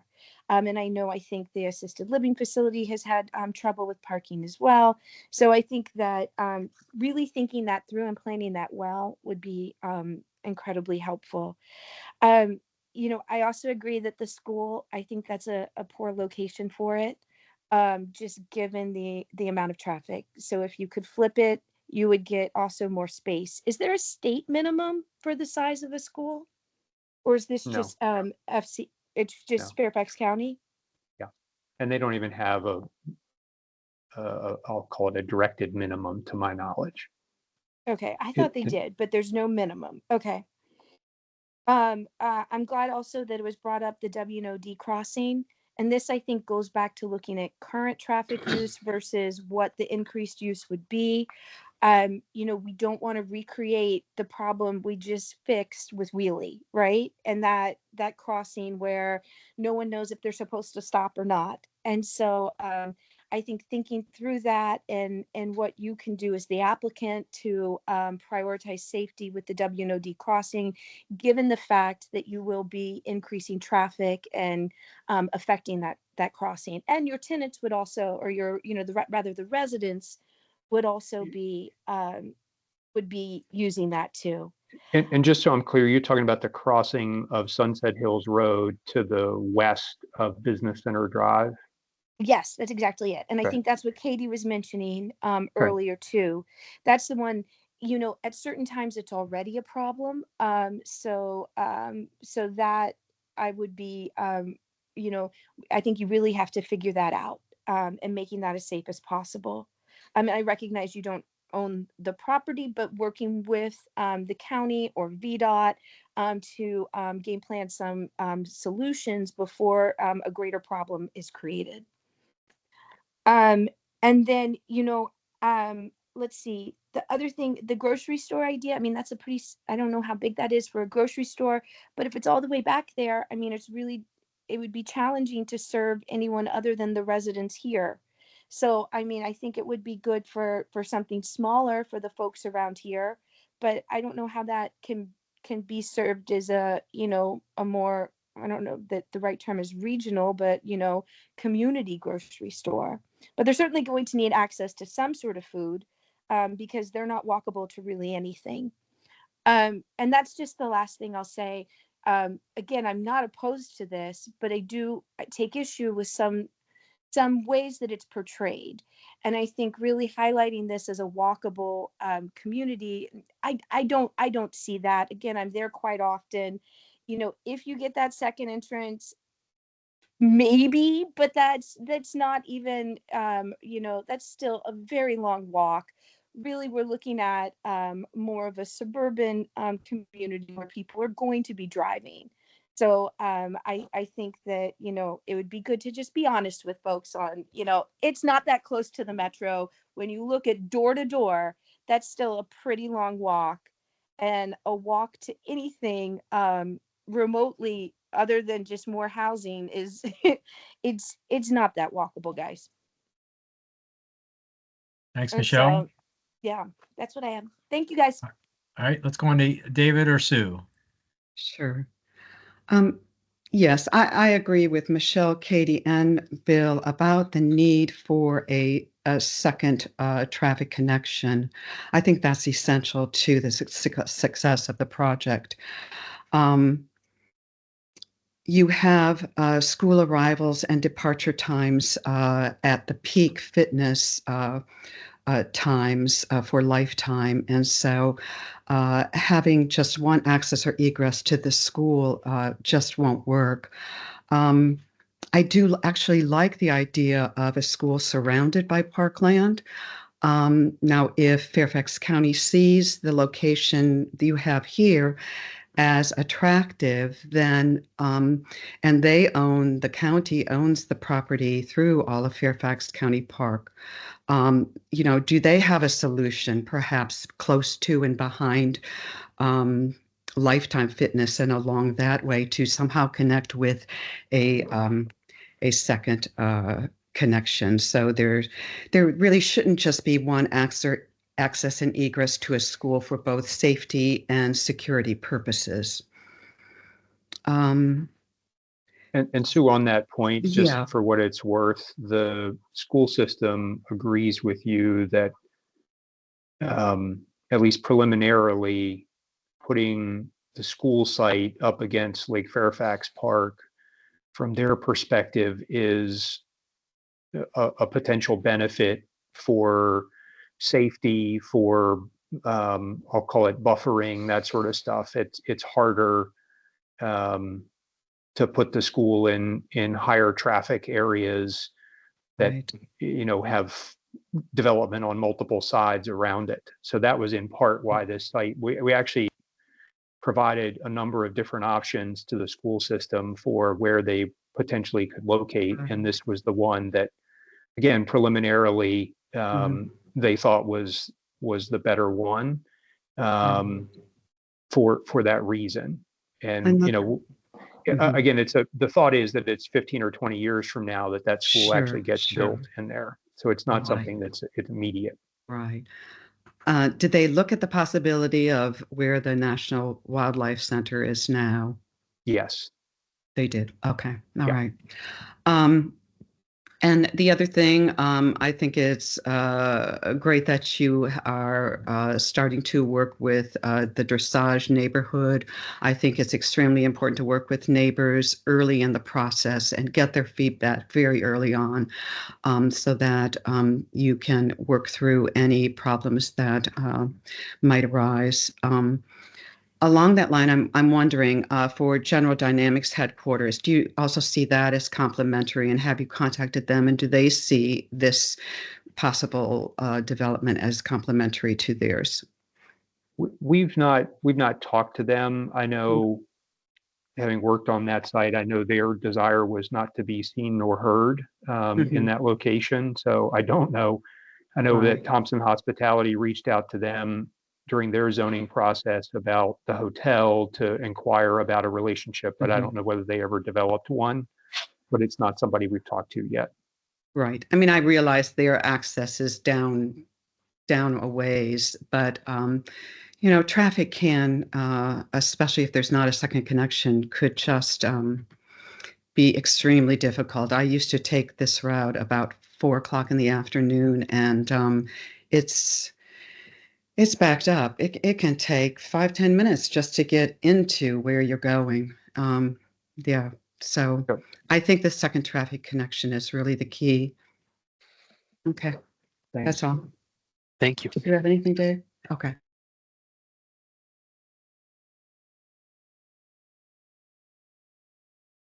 Oh, Rob, I believe you are muted. Sorry, Dave, did you have anything? And I guess that was a no. Let's go on to Matt, then Tammy. Thank you. First, definitely agree with a lot of the other comments here about the need for a second connection. So I won't beat it to death, but I'm in agreement with that as well. Two additional points of things that I don't think anyone else has brought up. The first is, I mean, the plans are pretty schematic bubble diagram type plans right now. But I'd be curious as a study to see if there was any option to reuse any of the existing buildings that are on the site as conversions from an office building to a retail building, possibly with some of that being affordable housing as well. And if there's any synergies there, I know there's challenges in those types of projects. However, some buildings lend themselves better to that type of conversion than others. So I think that that type of study should at least be looked at for some of the different parcels and existing buildings on the site. And then my last point is, I think that sort of as the model of the master plan of this type of community, it feels pretty insulated, kind of tucked back in there. I agree with the other comments that, it's in proximity to sort of the main regional hub of the metro stations and Reston Town Center, which are really these, well-connected places. But this kind of, in some ways, feels like it wants to exist as its own sort of center for the community that is proposed to live there. So I think like the model of that is not, Reston Town Center or Reston Station. I think the model is some of the older village centers in Reston that were kind of part of Bob Simon's original idea. These sort of, mixed use communities, but are really like community serving, not so much regional serving. So, I mean, I do agree with the idea of maybe incorporating a small grocery store, but also just in the way that the buildings are laid out, looking at them in a way that things are sort of mixed together, and are creating these kind of green activated spaces that are going to serve the community and all the residents there. I mean, it sounds like a really interesting exercise. I'll be curious what you guys come up with in the future, but I think that looking at some of the, original drawings of Reston and going back and looking at some of those original Reston ideas that Bob Simon had could be a very interesting precedent to use on this particular site as you start to lay it out. Thank you. Thanks, And that Matt. would not be a replication of Tall Oaks. Very good. Thank you. I would agree with that. I mean, I remember what Tall Oaks was before it was developed, and it was pretty dead and not great. You know, so at least there's something there now that is at least being used. But no, Tall Oaks does not have that type of community village center that sort of fosters those type of relationships that I think were part of the original Reston idea, as the idea of the village centers from the very beginning of Reston took shape. No, and that whole area is now a food desert. All right. Thanks, Matt. Let's go to Tammy. Thank you. I'm going to talk about one thing that no one has mentioned. And this is pursuant to 4 years of working on the Reston Master Plan. And we specifically talked about Lake Fairfax Business Center Park as remaining industrial. Folks, think about it. If this plan were across off of Sunrise, east of Wheelie, I would be jumping with pom-poms and saying, go for it, go for it, go for it. Where else in Reston can we have small business industrial? Think about it. Tell me, where could that be? Where along Sunset could that happen? This is the place. And John Carter specifically mentioned and that's why it was deemed to remain as is industrial. It wasn't because we weren't aware that there were problems with vacancy there, but it was, where else are you going to have gritty, semi-noisy, dirty, possible, like an automotive or a repair shop or whatever? Where else in Reston would you put this? Do we not need this with the thousands of DUs we're adding to Reston over time? Where are these small businesses that are servicing us, lawnmower repair, et cetera, going to go? This is the perfect area. It's in back of the post office, near Reston Automotive, near a data center. Lifetime Fitness is very ritzy with a big parking lot around it. Industrial doesn't bother them. The Montessori school seems to be thriving. They want to stay. I just think that we're missing the boat and not thinking through our entire community. And where do you put industrial if you don't save some sites for it? Whereas off of Sunrise, you have undulating topography, beautiful trees, a road grid pattern that's already set up for you with office buildings that are beautifully sited, that could be either, as Matt says, and thank you, Matt, converted somehow to residential, or taken down and having your townhouses. So, and multifamily over there. That area is much more conducive to a pleasant residential experience. Whereas this just screams, keep me industrial. We need that in Reston. I don't know where else. When we were looking at the master plan, that committee went up and down Sunrise and up and down Sunset looking for places. And we couldn't come up with anything. And that's why we did put in here, absolutely, that this should stay industrial for that very reason. Thank you. Thanks, Tammy. Hey, Michelle, before I go to you, let me get a few comments in here. First of all, I really appreciate, the vision that EYA has come up with here. I think a lot of us would have maybe not thought and contemplated such a development of this scale for this park. I'll disagree with my colleague Tammy over this being the messy, dirty industrial. I mean, it's never been that in the past, and I would hate to see it go to that. It's been actually a very beautiful office park. My firm helped design some of those sites over the years, and it's still developed nicely. Now, the reality is the market's no longer there, and what to do. And many of you have already mentioned this, and I think it is best to do something and help this plan along. That's not to say we have to build out every inch of it just yet, and we can still plan for the future. Couple comments though.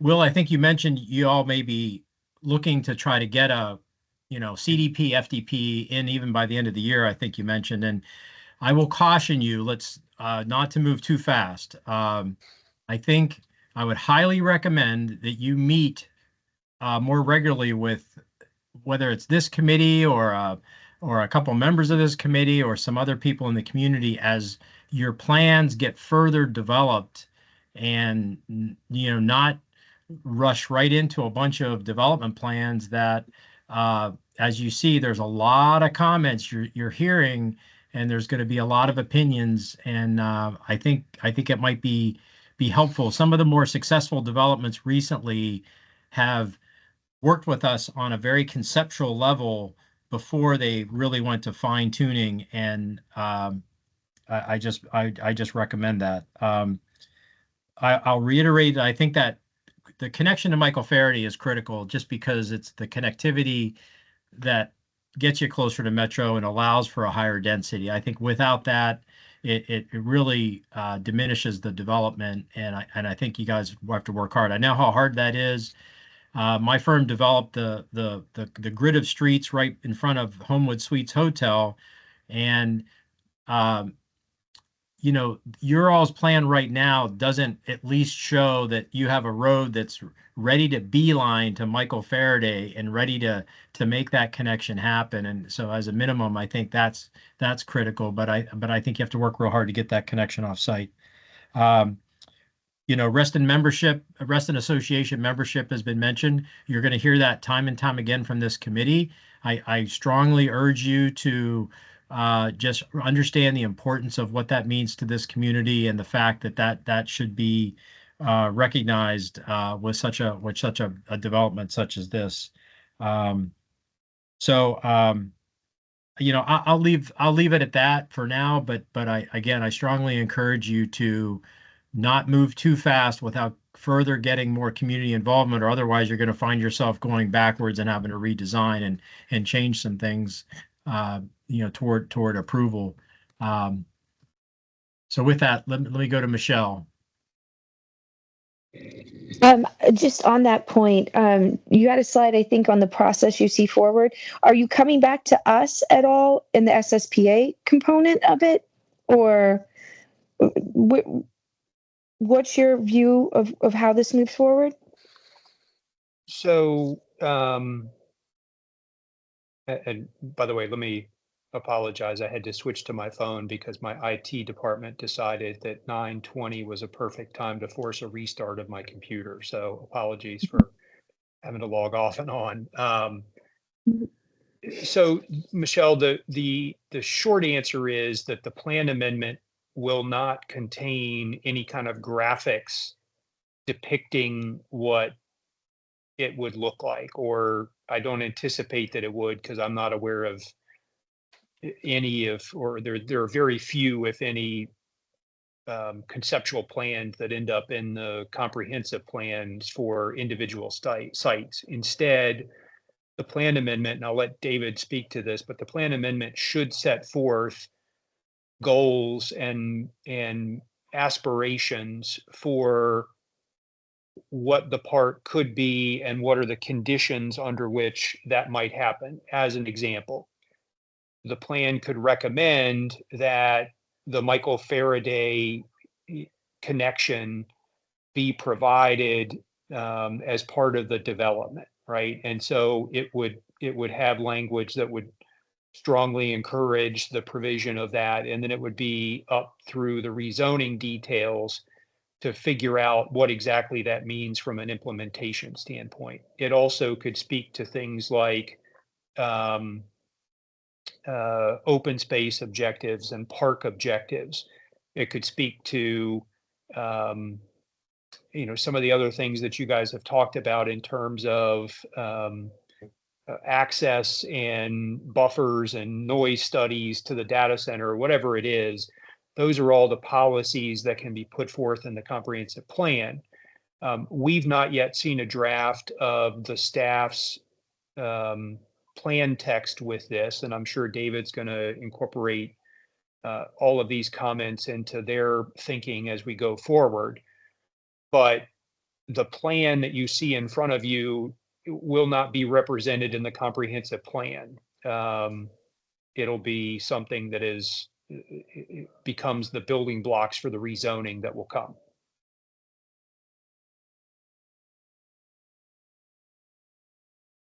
Right. And so can you also just, I mean, forgive me, I'm just, with the SSPA process, I think there's some confusion out there. So the plan amendment you would be proposing would go straight to the Planning Commission for a vote, or will you be coming to us for a vote prior to that? I don't know the answer to that yet. I think what the plan is that Supervisor Alcorn is going to host a community meeting in early December, ahead of the publication of the staff draft text, because we don't control the pen on the draft text. The staff controls the pen. And then once it is published ahead of the Planning Commission, there would be another meeting that would detail the plan text before it goes to the Planning Commission. Whether there's an intervening meeting with this group or a subset of this group, we certainly can discuss. I'm not precluding that by any stretch. I just don't know that we don't have exact alignment on the sequencing of all of these things. And let me say too, that one of the things that I think is helpful and part of why we're here tonight is in the community meetings that we've had to date, based on the mailings that were sent to the surrounding residents and others, we've gotten very little of the feedback that you are providing to us tonight. And so it's hugely beneficial to get a preview of what your thoughts are. So to Rob's point, we don't run too far down the runway and get out ahead of ourselves. So that's part of the benefit of coming to this meeting. So I appreciate the feedback that we've gotten. So it's a long way of saying we may end up having another meeting with you all. We may just do the community meetings with Supervisor Alcorn. I think we'll sort of see how the process develops in the coming months. But again, it's not focused on any particular plan. It's focused on sort of the plan text of what are the circumstances under which a redevelopment could occur. Right. Yeah, Michelle, let me just add to that, because I had the same question, and I asked Supervisor Alcorn what his expectation was through the SSPA process with planning and zoning. I'm not sure he had a clear answer, but he basically did say, I do want to get strong input from planning and zoning in this process, and whether that's a vote or whether it's just knowing what the community's comments were, and as Mark said, that this turns into more of a language thing, a more of a written text that staff gets involved in. And so to that point, it seems like a lot of the comments we've made tonight could be more impactful to get that to staff and Supervisor Alcorn and Commissioner Carter sooner in the process than having the applicant come before us for yet another meeting when, again, we're not really voting on a plan. We're voting probably on some type of text, or not. I don't think we need to vote, but I think our comments tonight, though, could be very relative to help formulating some of that text, if that makes sense.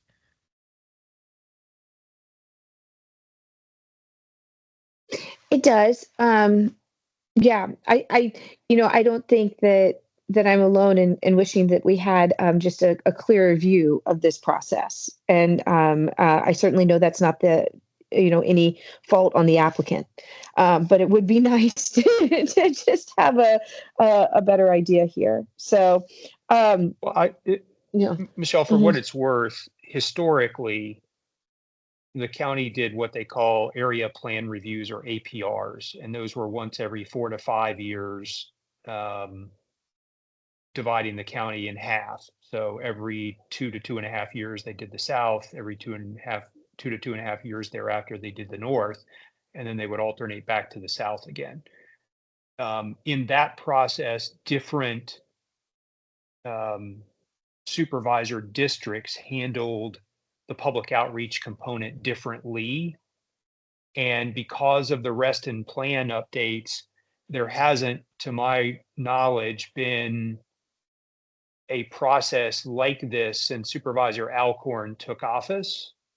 When Supervisor Hudgens was the supervisor, she had the Planning and Zoning Committee be a conduit, not the conduit, but a conduit for the review of the APR nominations when they came through.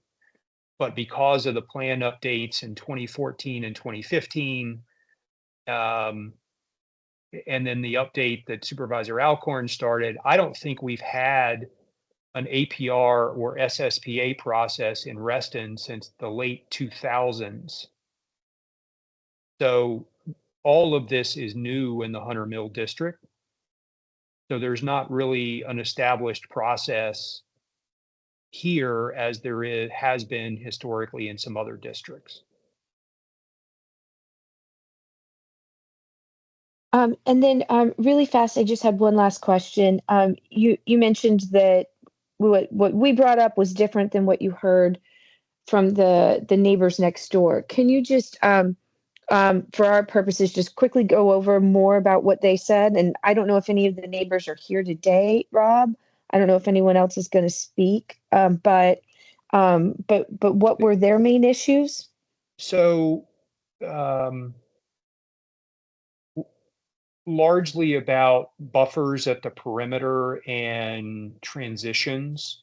One of the people with whom we met said, can you build 2-acre lots in here to match Equestrian Park to the east? And we said no. But the rest of the comments were largely driven at buffers and setbacks and how you transition from one use to the other. You know, one of the biggest neighbors here is the Park Authority, and we've had some fairly extensive conversations with them about the entrances to the park, the sort of Billy Goat Trail. We actually walked the Billy Goat Trail coming up from where the unauthorized parking is for the pedestrian and bike access coming in off of Michael Faraday into the park. We walked that with Park Authority staff.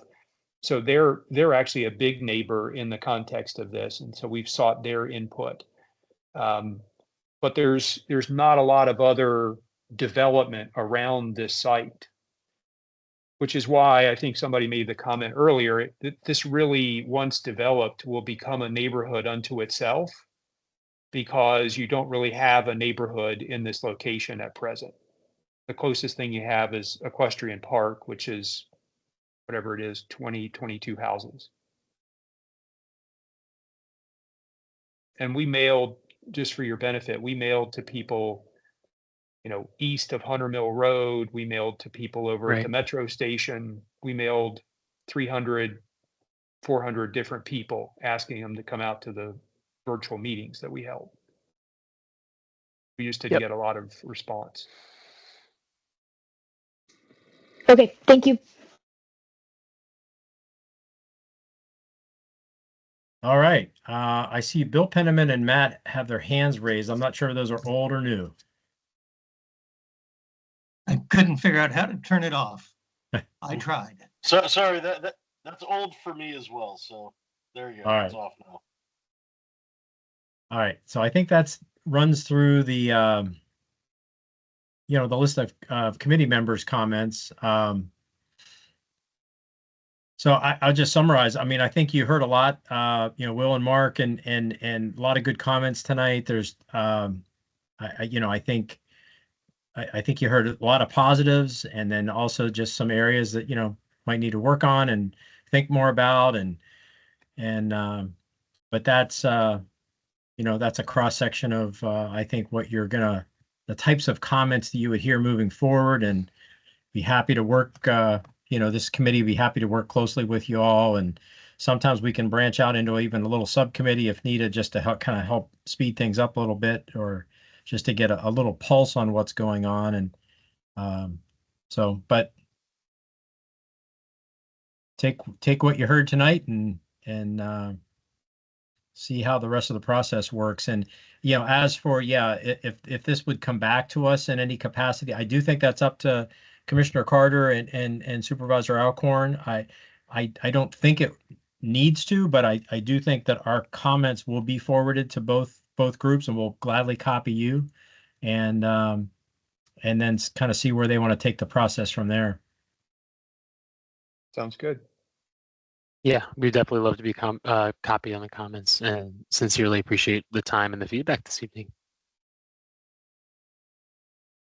Well, thanks again for your presentation, and committee members stay on the line here, and we'll let you guys go. Sounds good. Have a good night, everybody. Okay. Yeah, thank you all.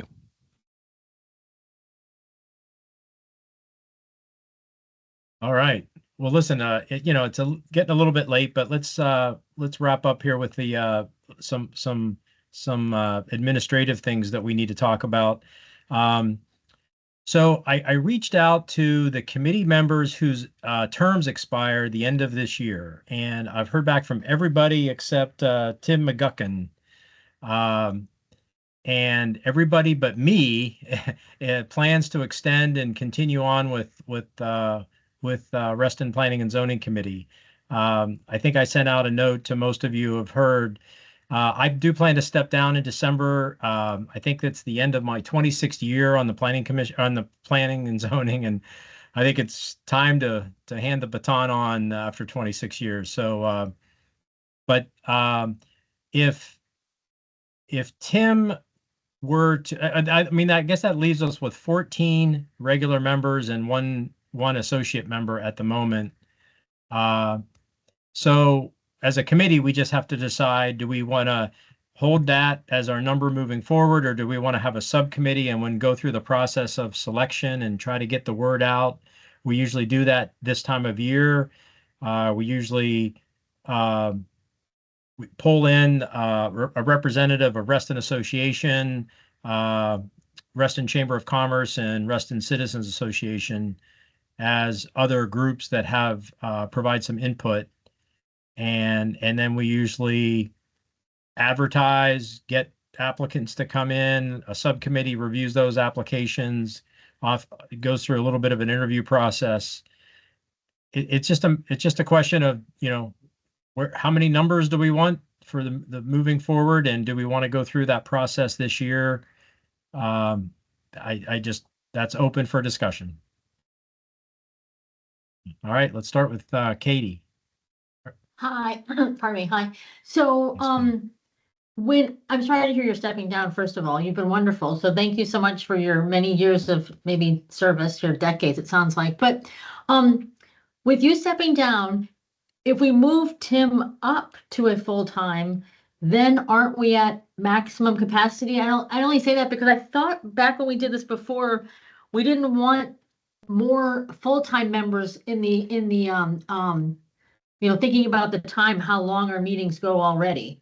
So I wasn't sure so are we discussing if we're going to expand the number, or we're discussing if we're going to ask Tim to go from associate to full-time and then look for another associate?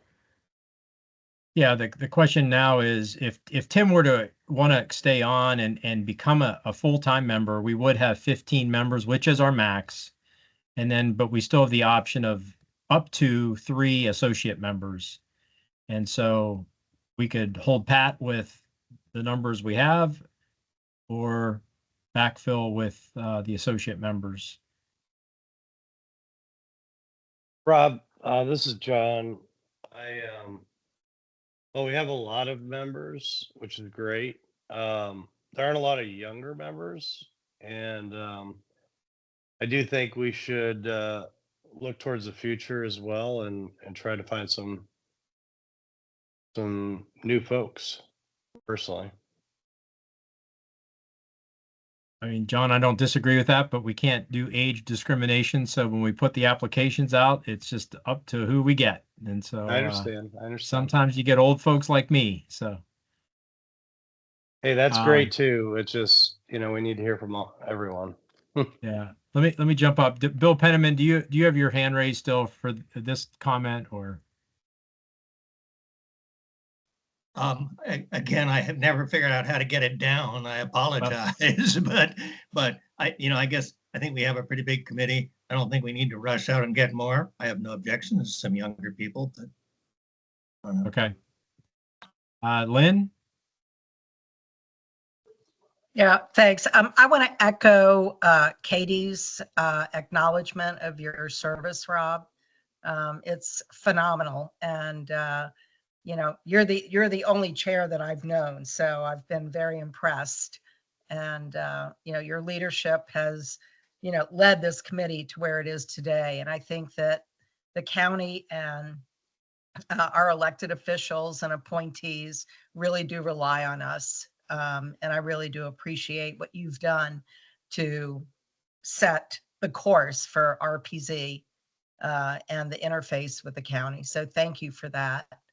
I think that my preference would be, if 15 members is the max, I do think an odd number is necessary, especially for voting, because you don't want to have an even number of people when you have a tie. So, I think that, if Tim wants to move to, full time, or if you want to put out a call for nominations, and see if we can get, younger folks that are interested in joining us, I think that would be advisable as well. Thank you. Thanks, Lynn. Thanks for those kind words. Richard?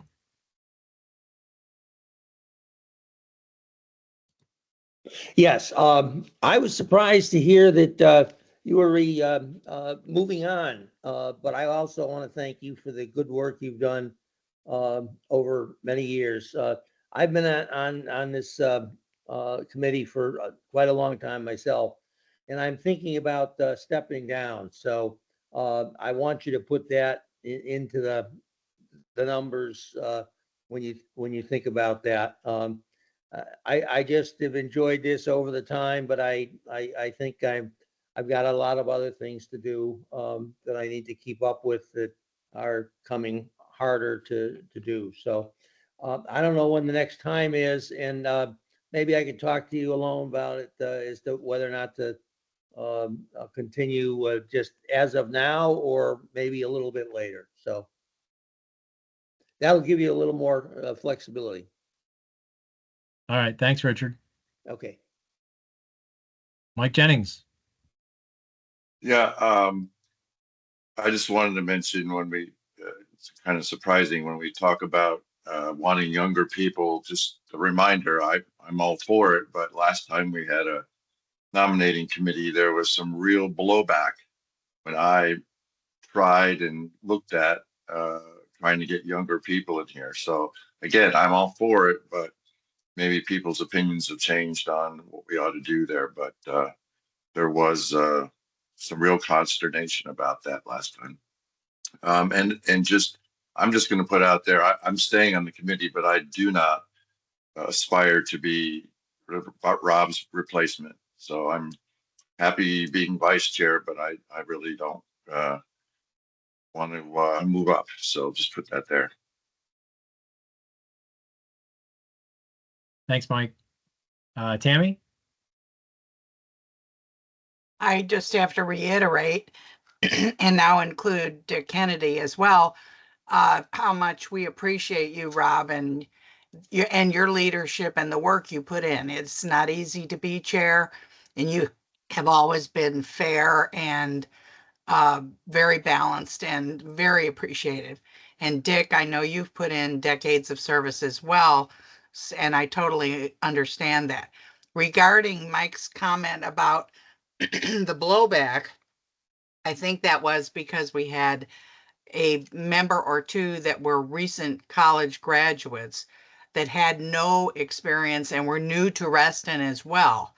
So there's no question that we need a younger demographic. It's going to be hard to get an older demographic, but I think given this information now, we almost have to have a call and see if we can get one or two associates to come on. And that is if Tim McGuckin even wants to go full time. He's not here tonight, which is a shame, so we can't ask him. Thank you. Did you talk to him, by the way, Rob? I was just going to ask that question if Rob spoke to Tim. Yeah. I just reached out to him You said you couldn't get a hold of him. Just twice by email, and I just didn't get a response either time. So everybody else responded, so I can certainly try to call him. Well, why don't we do this? Rob, I go didn't ahead. say this when I spoke, but Go ahead, I John. think I and all of us support you and Richard and many of the folks on this committee for the decades and decades of great service. So truly thank you, and both of you, and to many of the others who are still on the committee and still serving, and those that came before you. So great service. Reston's a great place, and this committee needs to make sure we keep that going and make wise decisions in the future. So thank you. Thanks, John. Why don't I do this? Let me send out an email. It sounds like we need a subcommittee to form to look for membership and at least get a feeler out there, get an advertisement out, see what comes in. We'll need some volunteers for that subcommittee. So why don't I send out an email and then people can kind of respond, and then we'll kind of march it from there. And in the meantime, I'll try to get hold of Tim so we'll have a better understanding of our actual numbers.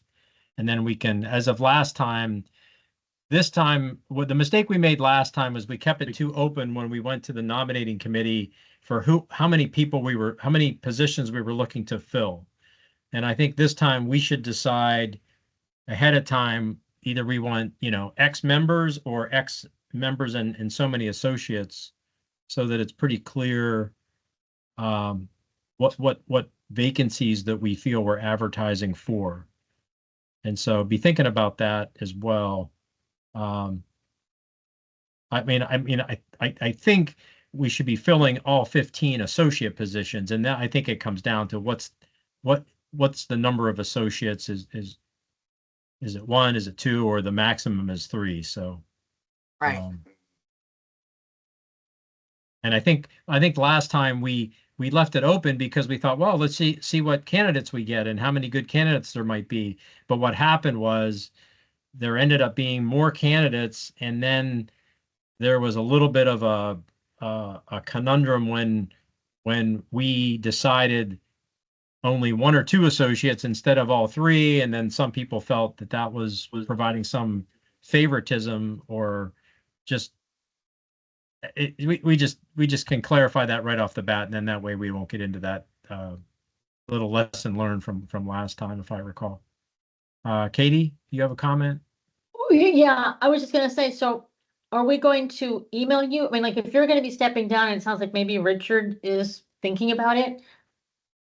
We don't meet again, I guess, in like another month. So should we know, should we email you what we think, and you'll tally up, and then you'll let us know at the next meeting, this is what we're looking for, 2 replacements and 3 associates, or no, it's gonna be 2 replacements and 1 associate.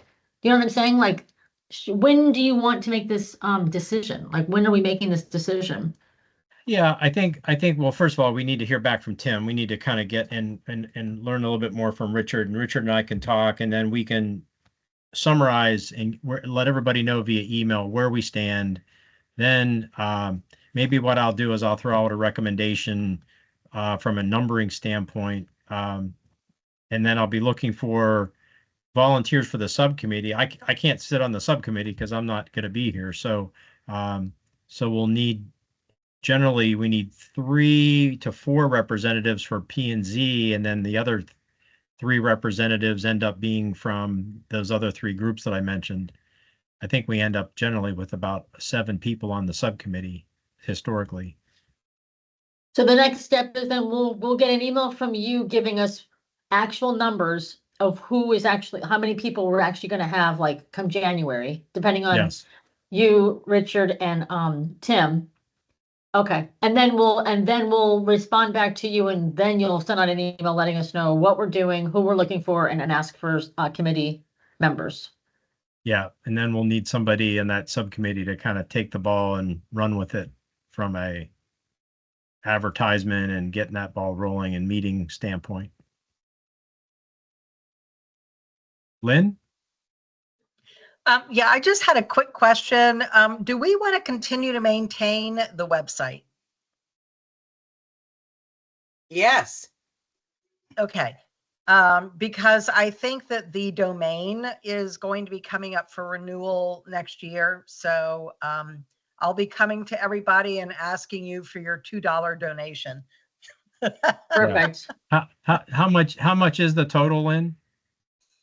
Well, I think this year when I first got the domain, it was like $10, so I covered it.